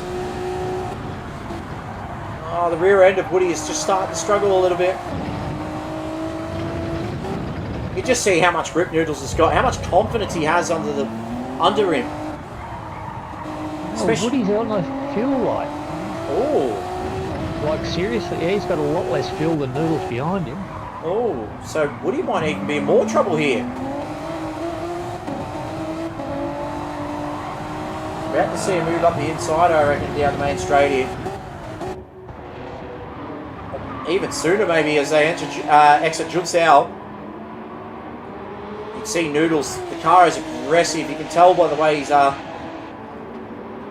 that car dancing under the grip of the soft tyres. We'll see what happens here now with Noodles, though. He's going to make a move as they enter the centre S. Oh, he thought about it. A little bit of a cheat there from Wood and Diswood under brakes, though. Noodles is going to fight this. Is there going to be a little bit of a switch back here? Diswood defending for his life here. He's got 2 laps to make it happen, but he's on a fuel light and he's on the wrong compound tyre here. Oh, are we going to see an Alonso versus Perez style battle? That's my real question here. Oh, Noodles goes up the inside. Oh. Surely not. He's going to be on the outside of Ferradura here. Oh, a little bit of contact. No, surely not around the outside of Ferradura. He's going to do it. He's done it. Oh, Wood's going to argue it. No. Wood's going to argue. Oh, a little bit of oversteer on the exit there. Looks like Noodles is going to hold off through Pinarino, though. He does. Great bit of racing there from both drivers. Great awareness. Great respect shown between the two. That is incredible racing by those two. Noodles will clear out to P4 now. The real question now... Oh, Karen doing Karen things. The gap between Diswood and Faf is 3.9 seconds at the moment. So 25.3 for Faf. 26.1 for Diswood. I think Faf is not going to be able to catch that gap. 3.6 seconds in one lap. Unless Wood has a moment. I don't think it's going to happen. But we'll just quickly gloss through the field. Speedy Snoopy in P7. Ricky Bobby in P8. Dadson now up to P9. So Morgan Davies had a big moment somewhere. Wrong one. John in P11. Captain Muffin in P12, still on those tyres. There'll be absolutely nothing left of them. And Prima GDR here. This will be his last lap of the race. He's going to be struggling through, but we'll gloss up to the front here. And speaking of gloss, that gloss paint job of Distinct Geesh, not a mark on it. Exits Junsao now. A 4-point lead in the championship is now going to extend. Might be a 9-point gap after this race, but Distinct Geesh, he's going to head into the break here. John's lost it. Geesh wins at Interlagos. Mountain Goat will finish up here at P2. A very strong result for the kid. And Brocky 05 Sim Racing, they are going to be serious contenders for this team's championship, especially with results like that. P3 and a damage limitation for Young Wakey. It's a good solid result. Noodles will come across the line here in P4. A great fight back. Diswood in 5th. Faff in P6. Speedy Snoopy here in P11. I think he's finally realised he's got some competition. He's going to have to work hard. And Ricky Bobby in P8 after a lot of drama this race for him. Stand up and applaud though. His first time in Division 1. Dadson P9. A top 10 result for the Prospector. A great drive. Morgan Davey Especially in coming back from that early one. Yeah. P10 for Morgan Davey. Has he run out of fuel? I swear to God, if he's run out of fuel, he's doing Deeds things. I'm not surprised. No, he hasn't. Oh, good, good. P11 there for Muffin on the same set of tyres. On the original tyres. John in What a P12. legend. GDR in 13th, but massive congratulations to Geesh there. Takes the chocolates. Extends the gap. He's going to be a hard man to beat now. But where do you start from that? That's just... There's a lot of hard luck stories up and down the field, but there's also a lot of redemption stories. Some great fight backs through the field, especially for the likes of Wakey and Noodles. That was a fantastic result by those guys, and credit to Diswood and John for trying something different, but didn't really work out. Woody will be still happy with the top 5. Solid points overall for Brocky 05 Sim Racing.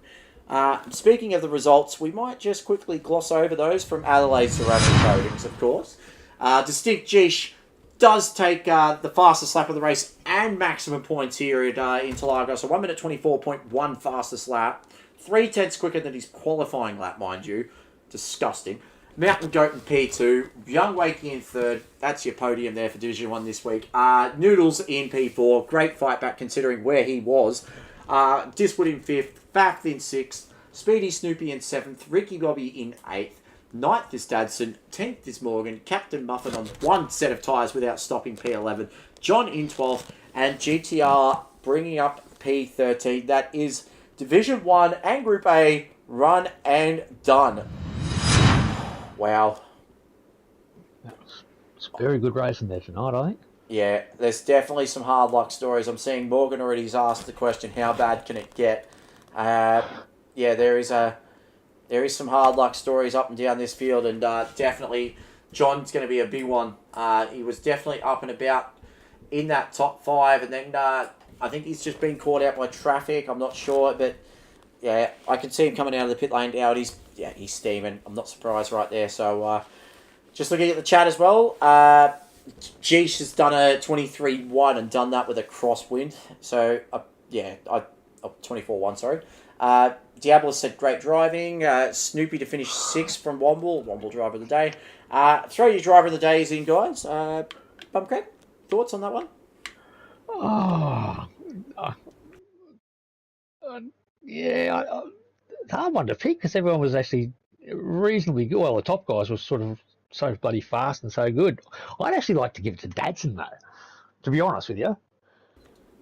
Yeah. He put up such an effort there against these guys. And not only that, he beat some highly established names as well, did Dadson. So I think I really wanted to give it to Noodles because he went from 10th like he had that big incident. He dropped so far down, and to fight his way to 4th position the way he did is fantastic. Yeah. But I'm going to agree with you. I've got to give it to Datsun. I mean, the jump between Division 1 and 2 is, and this is someone that's done it, it's brutal. Like, you could be top of Div 2, and then you come into Division 1, and then you'd be running back end of the 10, and it's just like, well, what do I do? So, for Datsun to get a P10 in Division 1, in his first outing in Division 1, actually, as well, I think it's a monumental effort from the team leader at Datsun Racing. So I'm definitely going to give it to Datsun, I think, tonight. And you consider that first corner, first lap incident where him and his teammate had a bit of a talking to, unscheduled talking to. They put him back about 10 seconds, at least. Yeah. So he could have actually been P9 or P8 at one stage. It's very possible. So I think we might have a look at the chat as well. There's not really any action coming through at the moment in terms of driver of the days or any picks like that. So I think Datsun might get driver of the day by the sounds of things. So yeah, if everybody's happy with that, we'll lock that in. I think that's great news. Anyway, overall, that is the end of Group A for round 4. Now, we are having our 3-week break. There's still the elimination match to happen on March 28th, so there's still plenty of racing. Definitely some things in the works as well in terms of a few new possible events happening. We've also looked at a couple of old favourites. We've had one in particular being demanded by a lot of the guys in the field, so I won't say what it is, but it definitely is being considered for a comeback event because it was absolutely fun last time out. So keep your eyes peeled on the socials, guys. Make sure you click the link below to our Discord, join in, say g'day. Don't hesitate, by the way. Jump in, have fun. Make sure you subscribe as well. Click the notification bell so you don't miss a moment of the action. Any final parting words from your end, Bumcrack? No, just a pretty damn good night of racing, I thought. I actually watched the Division 3, guys, and that was some extremely close, awesome racing as well. So this track's actually brought it on, I think. Yeah, agreed. And I think I might sign things off with a few parting words as well. Massive thank you to Snake Eyes and Mr. Bumcrack tonight for stepping in doing RD. We did have a few issues with Division 1. Unfortunately, with Lenosius's ECU issues, it seems like they might have to buy a brand spanking new chassis at APR Motorsport. Well, they're going to buy 2 now, actually, because Carbon Boys is completely destroyed. Yeah, a very unfortunate thing. So APR Motorsport going to have to spend quite a lot of money repairing 2 Honda NSXs. We'll see how that goes. But once again, Bumcrack, thank you very much for hosting tonight. That was a pleasure. Big thank you does go to everyone in the stream tonight. We, at one stage, had 51 viewers, I think. It was either 51 or 41. I might be wrong. Plenty of likes as well on the stream. We hit 35 likes, which is absolutely awesome. So thank you so much, guys. We are closing it on 700 subscribers as well. So share the YouTube with your family, your friends. Just make sure, even just sneak on their phones, your loved ones' phones, and just give it a subscribe. Just a cheeky little sub. Anyway, massive thank you as well to all the drivers participating tonight, or in Lenosius's case, unfortunately, not being able to jump in. We do appreciate everybody getting on and having a big crack and enjoying themselves in terms of racing here at Sector 1. Keep your eyes peeled. I do believe the Community Series is back this weekend. Oh, no, not this weekend. Thursday night. So keep your eyes peeled on our Discord and our socials for more details of the car. We'll be racing here in Interlagos. Should be good fun. And big thank you to everyone, watching the stream, liking, subscribing, chatting in the Discord, keeping us going, making Sector 1 a fantastic place to be. But for now, we will be signing off. We look forward to seeing you on Thursday night. I am Brent, a.k.a. Karen, signing off for tonight. And as always, Nitrous Hopside is a damn good drop, so make sure you try it at some stage from Bacchus Brewing. There you go, Dadson. I gave you a plug. Good night, everybody. Good night.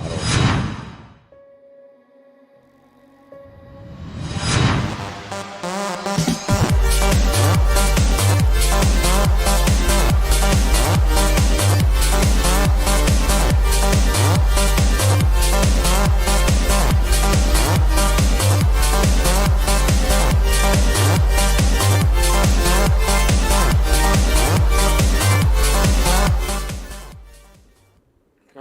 Are we off the air? Damn you, Karen, you bloody tool, for putting on the intro instead of the outro.